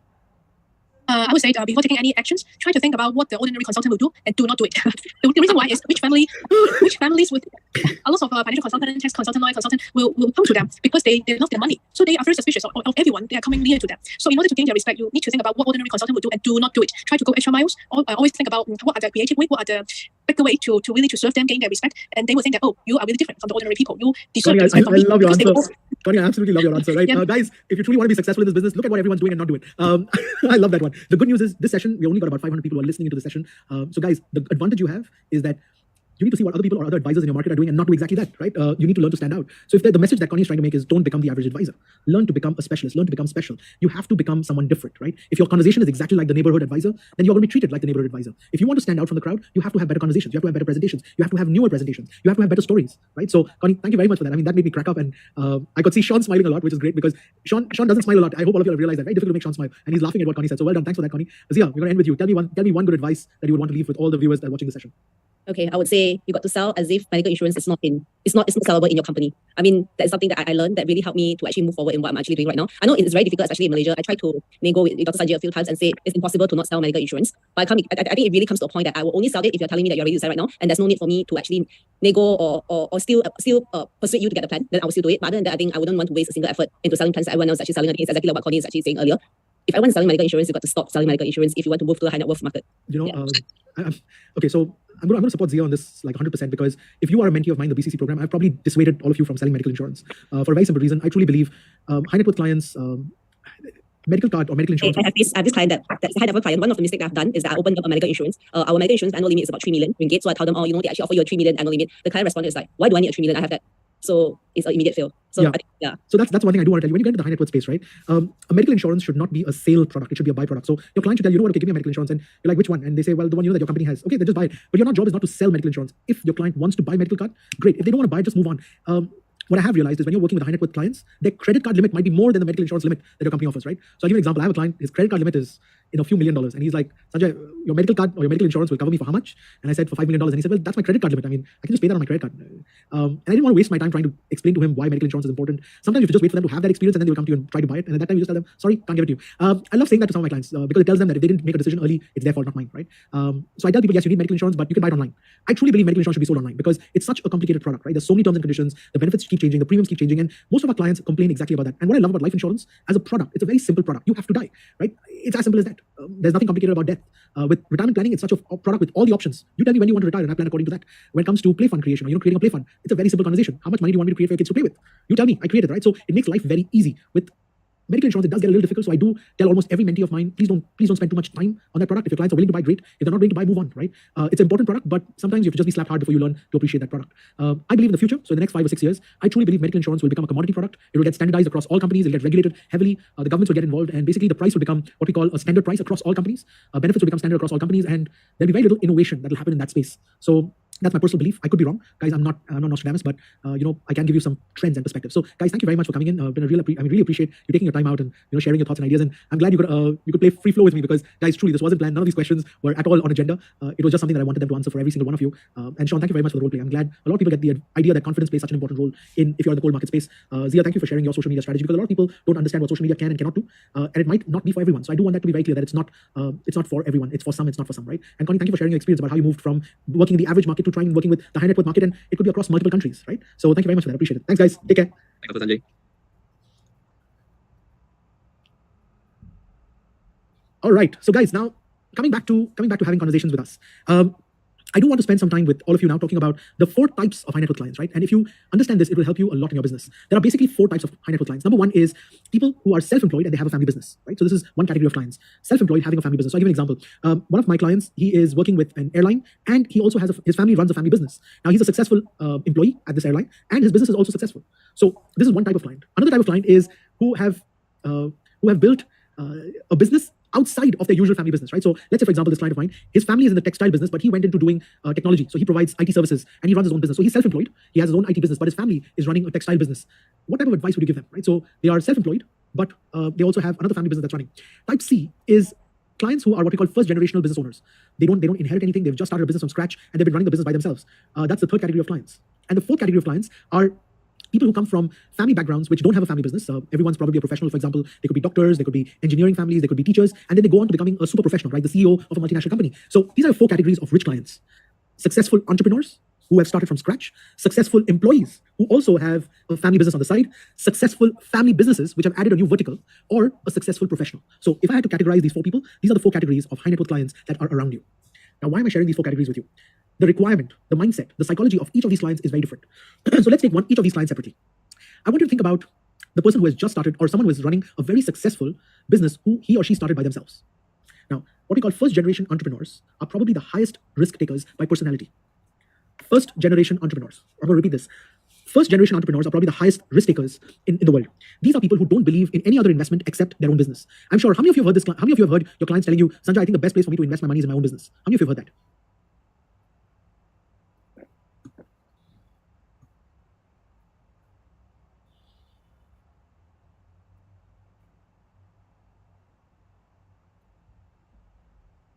All right. So quite a few of you have clients who tell you that the best place for me to invest money is in my own business. Guys, when you have a client like that, instead of telling them, no, but what if your business fails? What is your emergency? What is your backup plan? Instead of driving fear, right? Instead of driving fear, learn to agree with them because they are absolutely correct. These guys are people who love taking risk. If you stop them from taking risk, you're actually removing a portion of their personality, right? So this is what I tell them. I'm like, Mr. Client, you are absolutely correct. The best place for you to invest money is in your own business. Now, I work with some of the biggest business owners in the world. And what they've done is they've created something called a growth fund. They've created a fund. It's called a growth fund. What they do, they take 20% of their profits every year and they put it into a growth fund. Within 5 years, almost 100% of the profit is now inside a growth fund. Now that 100% profit, they use the income from that profit to try new business ideas, to acquire a new business line, to try new marketing strategy. They learn, instead of removing money from their business, to acquire another business, because the biggest problem for business owners is liquidity. So they create a fund on the side, which is called a growth fund. The whole purpose of the growth fund is to allow you to try new business ideas, new marketing strategies, new markets, new products, recruiting some new talent, right? And we create a fund called the growth fund that will help you grow your business. I absolutely agree with you. The best investment for you is your own business. Guys, please learn to help your clients grow. Don't become a person who stops them from growing. All these self-made entrepreneurs know how to handle emergencies. They know how to handle liquidity. They know how to handle everything. So there are only 2 things that I recommend every single major risk-taking entrepreneur. Only 2 things. Number 1, a fantastic growth fund that allows you to take on more risk in the future. And number 2, an income protection strategy, because in case you fall sick, your income will get affected. So you don't need to buy any investments, but you need to have definitely an income protection insurance in place, which a lot of us call critical illness insurance, right? Please understand, do you realize my choice of words is different? So instead of saying, what's your backup plan? What's your emergency plan? What's your emergency fund? You should keep 6 to 9 months of your expenses in cash. Forget it. These guys don't believe in that concept. This is what everyone tells them. I become the advisor that actually tells these clients, you know what? Invest all your money in your business because your business is going to give you the highest and the best return. That's reality. But let's create a growth fund so that your business grows over a period of time. Our job as financial advisors is to help our clients grow in life, not to stop them from growth. right? So why don't you give them a growth strategy rather than scaring them about everything that can go wrong in the future? So guys, your choice of words will affect your relationship with these clients, right? So this is what I use. Now let's assume you have a client. Let me give you a case study, right? So what advice would you give to a client who has a family business, right? So I'll give you a simple case study. There's a client of mine, he's a very successful doctor, but his family is also in the hardware business, right? So the family runs a hardware business. He is a professional doctor. What advice would you give to that kind of a professional business owner? That's the correct way to put it, right? He's a professional and has a potentially inherited a family business. What advice would you give them?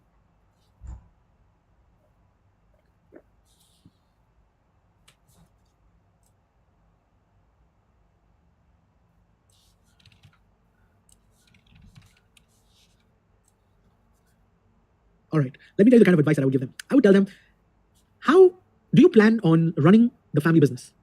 Now, most professionals usually tell me, Sanjay, the family business is run by professionals, right? So we've got family members involved, we've got CEOs, we've got CFOs, we've got other managers that manage the family business on a regular basis. So I tell them a simple thing. You focus on your profession, all right? You focus on what you do best. You're a good doctor. You continue focusing on being that medical practitioner that you are. Your family business, let's put an inheritance succession plan and a key person strategy in place. Who are the key people that continue running this business? What is your exit strategy in case you do want the option to exit from the family business, right? That's what you focus on, right? I want you all to remember one thing, guys. Some of these professionals don't intend on continue running the family business. So they need to know what are the exit options that are available to them. So help them create what we call the exit strategy. They don't have to exit, but they should have an exit strategy in place. Will they get acquired? Will someone buy their business? Will they shut the business down? Will one of their children join into the business? What is the strategy that they have for succession, inheritance, management? What is the plan that they have? And learn to become a good advisor to them in that case study. The third type of client that I love working with is clients who have inherited a profession from the family. For example, if you're probably born in a doctor's house, you probably become a doctor. If you're born in a chartered accountant's house, you probably become a chartered accountant. If you're born in an engineering house, you probably become an engineer, right? So if you've inherited a profession and you become successful in that profession, what's your retirement strategy? I mean, how long do you plan to continue working with a particular company? Do you want to set up your own business? Do you want to set up, what's your alternative source of income? Because you have one source of income, which is your profession. So you're the CEO of a company, you're an engineer, you're a doctor, you're a lawyer, whatever professional you are, you have a source of income. What's your alternative source of income, right? So are you buying properties? Do you have rental income? Do you have fixed deposit? Do you have interest? There are 6 sources of income that you can have. You can have rental income from properties, you can have interest from fixed deposits, dividends from equities, coupons from a bond portfolio, social security from a government, and number 6 is income from an annuity or endowment structure, right? Or what we call insurance planning. So these are the 6 sources of income. How many of these sources of income do you have? Do you want guaranteed income? Do you want variable income? Do you like market returns? Do you not like market returns? Do you like risk? Do you not like risk? What's your strategy, right? Have that conversation. Have a very general, fun conversation with these kind of clients. Because if you don't have fun conversations, you will lose out on the opportunity that every single advisor is already having those boring conversations with them. Learn to have a fun conversation, right? Now, coming to the last category of wealthy clients, second, third generation in the family business, right? We call it the third generation syndrome. I always ask this question. The first generation starts the business, the second one manages it, the third one destroys it. This is a very common saying. What I have realized is the third generation actually doesn't destroy it. They divide it. And when they divide it, they lose value, right? So the first generation starts it, the second one manages it, and the third one doesn't destroy it. They divide it. When they divide it, boom, it gets affected. So what's your succession strategy? Because after a certain number of generations, you have to learn to corporatize your business. You have to learn to put a corporate structure in place where certain children will have corporate roles, certain children will just be shareholders, right? How will your beneficiaries be treated? Do you equalize the assets from one generation to the other generation? I'll give you a simple case study. This is probably one of my favorite case studies because it always works as a conversation. So grandfather started the business. He's got 2 sons, all right, A and B. Now the first son, A, has got 2 kids and B has 1 kid, all right? So grandfather started the business. He's got 2 sons, A and B. So A and B both get how much? 50-50. Now A has 2 kids. So how much will they get? 25-25. B has 1 kid. How much will that kid get? 50%. Do you think the kids will be happy? Legally, everyone is going to get what they deserve to get, legally. But emotionally, they will not be happy. And this is a problem that we call equalization of estate for every generation. All the 3 children have been told you are equal. But when they come into the business, they've been told one will get 50% and the other 2 will get 25-25. So what happens? They will divide the business. Now, the funny thing is the grandfather is still alive. All right? The grandfather is still alive. A and B have not inherited anything. And their kids have also not inherited anything. But they are already unhappy. They are unhappy even before the inheritance. So how do you make everyone happy? We call it equalization of wealth in every generation. Every generation wants to feel equal. That's a new problem. So I want all of you all to think about this. How would you make the third generation feel equal? Think about it. Because everyone wants more than what they're getting. And this became one of my favorite case studies. It's a real life case. I'm working on this family. They're based out of Southeast Asia. And what I gave them as advice was, I'll give you the numbers. So let's say the business is worth $10 million. Both the brothers are worth $5 million each. Now one child wants $5 million. The other 2 children will get 2.5 and 2.5. So they'll get upset, right? So what I did was I just added $5 million of life insurance. So the net worth in the second generation became $15 million. And every child gets $5 million as an inheritance. So it makes everyone happy. It's called equalization of wealth. So we used insurance as a way to equalize because everyone wants 5 million, but we only have 10. So how do I create 5 more? We just buy life insurance because this problem will only start when one of the 2 brothers will die. There's no problem before that. The problem will only start when one of the 2 brothers die, right? So that became a very interesting case study. So these are your 4 categories of rich people in the market. So I've given you exactly what their triggers are, what affects them, what are the type of presentations you can have with them, what are the type of conversations you can have with them. These conversations is what makes you special and what makes you different. Now, I want you to understand that there are 5 rules when you're working with high net worth clients. So write these 5 rules down. Number 1, learn to become a familiar face where wealthy people sit, right? All of you know exactly where the rich people in your country are sitting. Why don't you become a familiar face in that area? So learn to become a familiar face in all the places where wealthy people sit. They like to see people and they like to talk to people who are familiar faces for them. You don't have to spend a lot of money. You have to just spend time to find out where they are. They could be in trade shows, right? A lot of people don't realize this, but you have a lot of trade shows in your country. How many of you visit these trade shows? Trade shows on oil and gas, technology, green energy, cybersecurity, genetics and medical sciences, health sciences. There are so many trade shows that happen in your country. How many of you spend time to visit some of these trade shows? They're great places for prospecting. They're great places for having conversations with people you don't know. And a lot of them could be high net worth clients or representing high net worth clients, right? You have to also understand this, which is another very important rule. High net worth clients love networking. Now, all of you have a network. When was the last time you introduced a high net worth client to another high net worth client? You already have high net worth clients. Why don't you introduce them to other people? High net worth clients love meeting other high net worth people. Introduce them. Spend time to learn to introduce your network inside your network.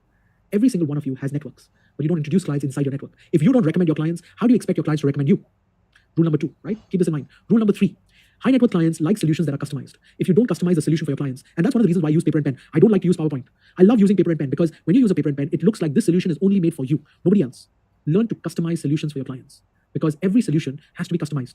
High net worth clients like something that is personalized to them. Number 4, consistent follow-up. Consistent follow-up doesn't mean you call them every day. No. You need to remind them that you are always available for them. It's called consistent follow-up. You should be available to your clients. And that's one of the things that a lot of financial advisors don't realize. You need to have a good secretary. You need to have a good support system in place. You need an assistant that would help you with your consistent follow-ups. Reminding your clients, if there's any questions, she's always available for you. Your job is sales. Your job is not only follow-ups. Guys, please understand something. You don't earn money from servicing. You earn money from sales. So I want you to learn to focus on sales and have an assistant that can help coordinate your servicing, your follow-up, all of that. No good doctor works in isolation. They will always have a good nurse with them. Make sure you have a good nurse with you. You are a financial doctor. Every single one of you, your specialty is giving good advice. Your job is not to be able to sit and follow up and give service. That's your secretary's job. Your secretary can help you with the paperwork. You don't have to do everything yourself. So learn to delegate the ability to be able to stay in touch with your clients because some of us don't have the time to sit and call every single one all the time. For every 200 clients you have, you need a secretary. That's the standard that I use. For every 200 clients, I have one assistant. That's the standard that I use, right? So I want all of you all to realize that you need to have a similar standard. Rule number 5, you never decide what is big for a client. Never make that mistake. That is your client's choice. What is big, what is small is your client's choice. You are not someone who needs to make that decision. If you follow these 5 rules, you will be very good with your prospecting, you'll be very good with your conversation, and you'll be very good in the high net worth space. So there are 5 challenges that you will face when you're working with high net worth clients. Number 1, establishing trust and credibility. In our business, the biggest problem that we face is establishing enough trust, enough credibility, because our clients don't really know who is good and who's bad. How do I know you're a good advisor? Think about it. The only way for me to know that you're a good advisor or not is for me to either die or fall sick. Think about it. The only true credibility that you can ever build is when you pay a claim. How many clients are looking forward to claiming from you? So how do you establish credibility and trust without paying a claim? Number 2, high net worth clients appreciate privacy and confidentiality. You have to learn to appreciate their privacy and confidentiality. Please do not discuss their cases with other clients. Be very careful of how you share case studies. Please remember, high net worth clients don't like people disclosing about them. Keep that in mind. That's the second rule. Rule number 3, it is essential that you understand the regulation in your country. You make sure that everything that you do is compliant, is proper, and it's up to the standard of the regulation in your country. There's one thing that one of my mentors taught me when I joined in this business many, many years ago. He said, Sanjay, make sure your client file is so good that if tomorrow the regulator walks into your office, takes your client file and walks out, you can sleep well. Your client files, your paperwork has to be so good that regulators are not given the opportunity to stop your business. So make sure you have the right paperwork. Please make sure you document your advice. Make sure you document your strategy. Make sure your clients understand what you're doing. Write as many notes as you can. Learn to document everything down. Emails, notes. Write them down. Guys, paperwork is your best friend. Don't cut corners. Paperwork is your best friend. Learn to document everything down because it will protect you. You just need one mistake to end your career. So keep that in mind. Regulatory framework, regulatory compliance is very, very important, especially when you're working with high net worth clients because their strategy is usually more complicated than the average advisor or the average client in the market. Number 4, you need to understand that high net worth clients are not working in isolation. There's a lot of family dynamics that would play a role in decisions that they make, right? High net worth clients usually have multiple decision makers around them. They would have family members that would affect the decision. They could have other advisors like legal advisors, tax advisors, bankers, accountants that could affect their decision. You need to learn to navigate all those factors.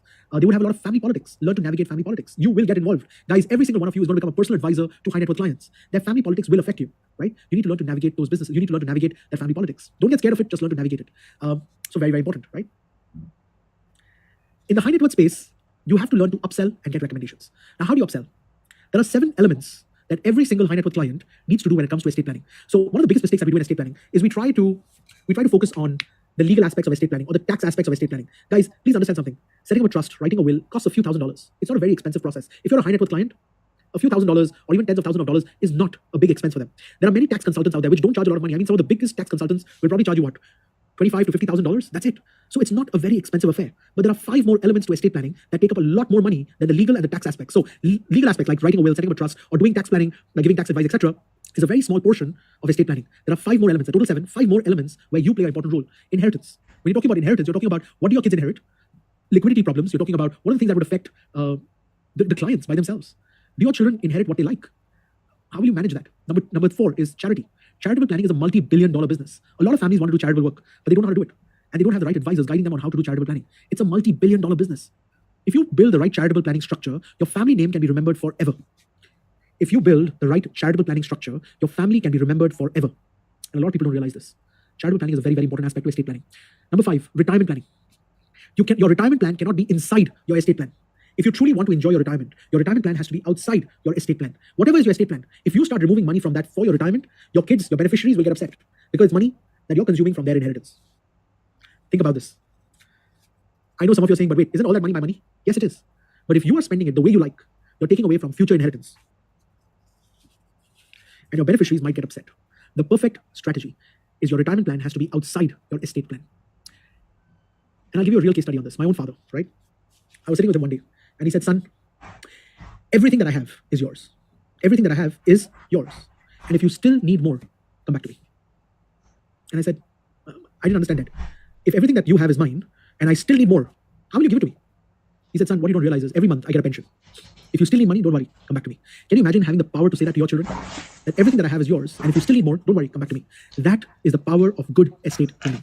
Being able to say that to your future generations, to your future inheritance, to your beneficiaries in the future, that everything that I have is yours, and if you still need more, don't worry, come back to me. That is the power of good estate planning. Guys, we lose out on retirement planning because we don't do it correctly. I tell my clients, a retirement plan is not for you to retire. A retirement plan is to give you the power to say these words. The power to say this to your children, that even after you've taken everything from me, I still have more to give. That is true retirement planning. Number 6, income planning. Every estate is asset rich, liquid poor. Every estate is asset rich, liquid poor. And the reason why they're liquid poor is because they haven't planned their income strategy in the estate. They acquire assets that don't generate an income. So you need to spend time in estate planning talking about the different ways of building the right income strategy. So guys, remember, this is another conversation that we don't have.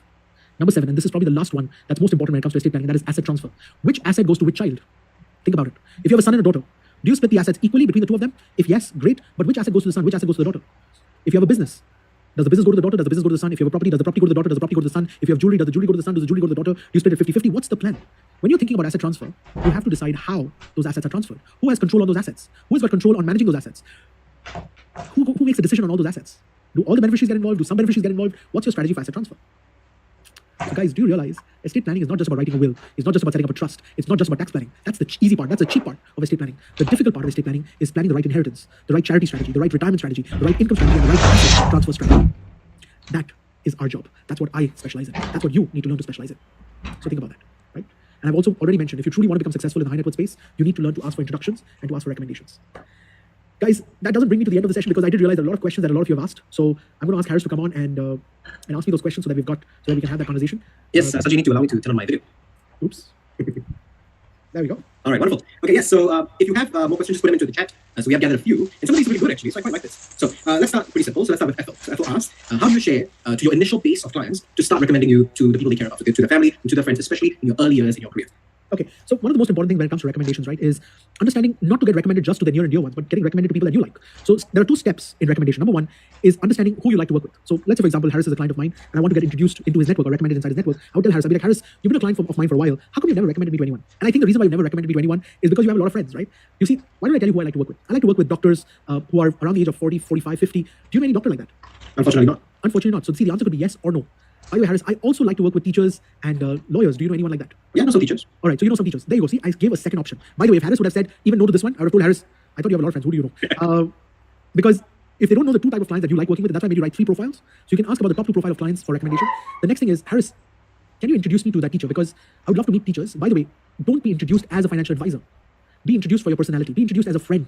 If the teacher likes you, if you like the teacher, then you can convert that into a business conversation. But if you don't even like the person, why do you want to convert it into a business conversation? Right? So I would tell Harris, would you mind introducing me to this teacher as a friend of yours? Because I don't want to be introduced for my business. I want to be introduced as a person. If I like them, I'd love to work with them. But if I don't like them, I don't want the pressure to work with them. So guys, your introduction has to be for your personality, not for your business or not for the work you do. And that's the recommendation process. I've actually documented this down in the Sales Maximizer playbook. Yeah. So I think there's also a YouTube video that I've done on recommendations. So guys, you can watch that YouTube video and you'll get an idea on how to get those recommendations.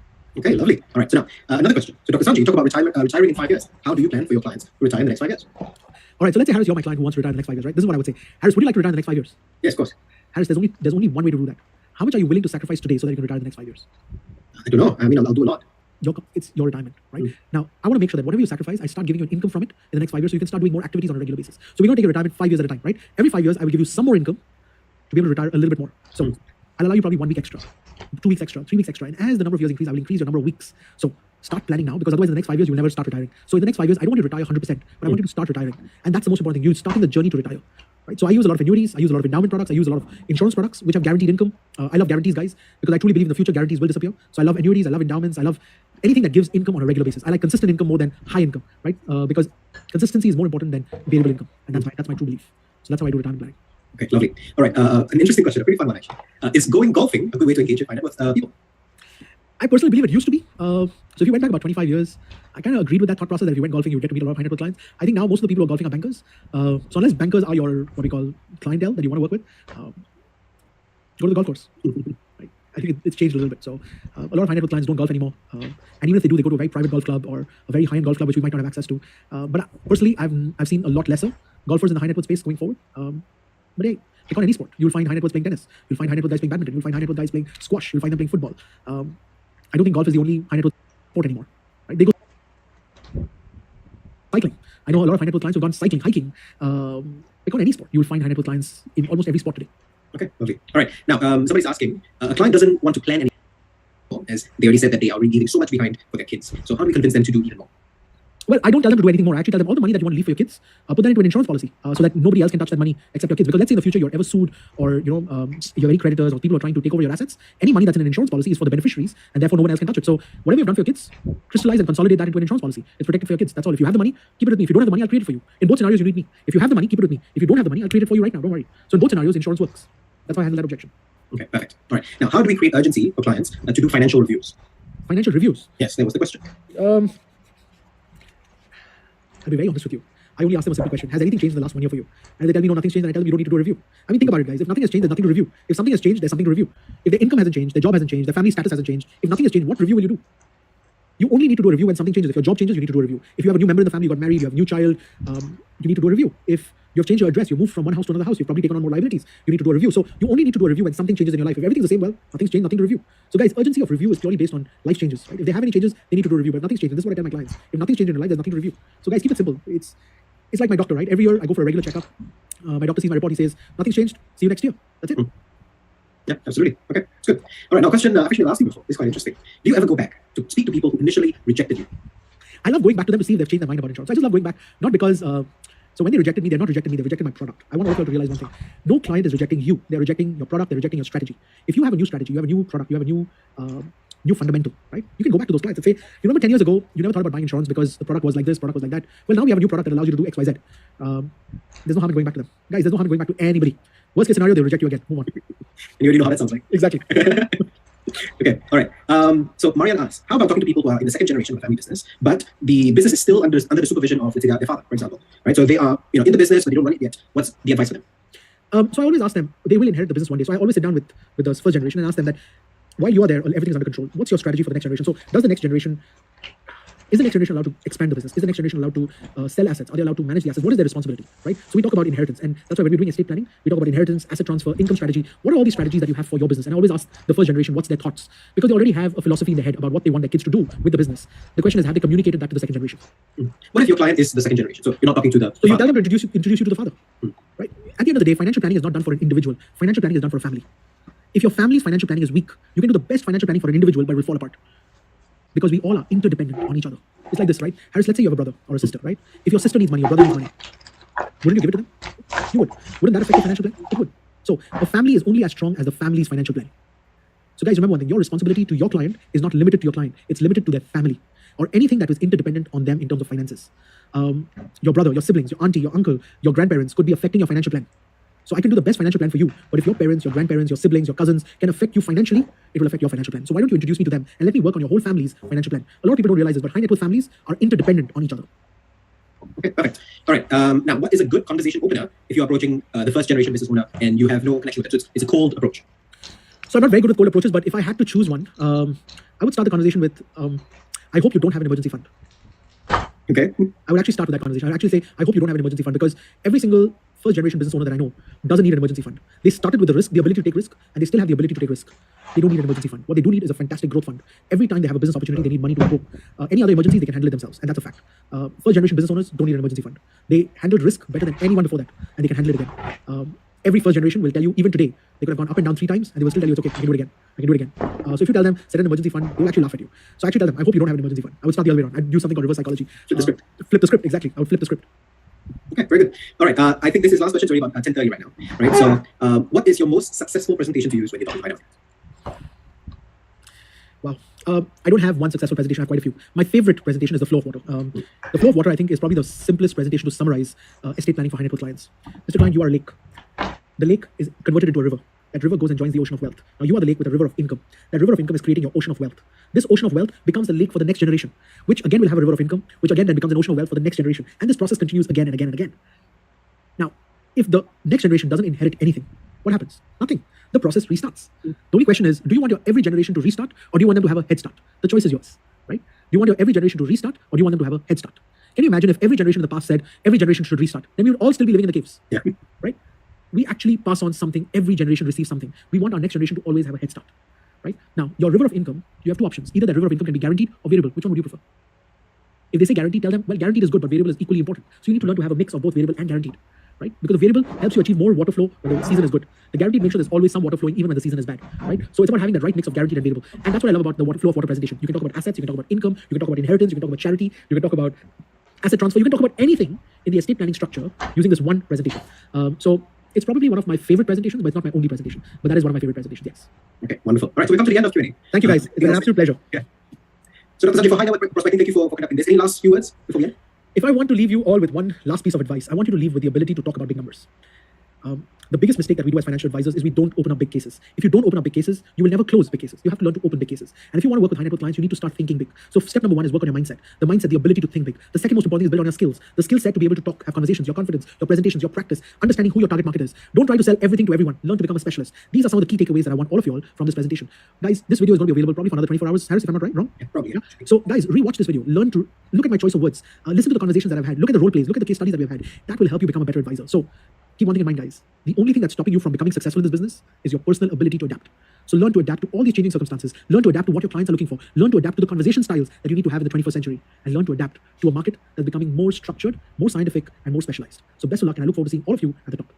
All right, wonderful. Thank you, Dr. Sanjay. Also, thank you to our 3 other speakers, Sean, Connie, and Zia. Also, for everybody else, look out for our next event. And also, we have an announcement. I think you have seen about Big Case Closer. Even our 3 speakers today were from the Big Case Closer group. We are actually reopening the waitlist for quarter 2. So now that we're entering quarter 2, it's in April. We'll be accepting new members into the BCC mentorship. So if you want to learn more about your specializations, you want to learn more about closing bigger cases, you want to network with other top advisors that have been doing things really good for themselves in their own country, so you can learn from, and of course, then applying your particular practice. Of course, you should go check out Big Case Closer. You can go to bigcasecloser.com. Dr. Sanjay actually interviews every new application. I want to make sure that you are a good fit, that this is for you, that you'll be able to apply everything you learn in BCC. All right, so go to bigcasecloser.com. Course slots are limited. Priority will be given to today's attendees.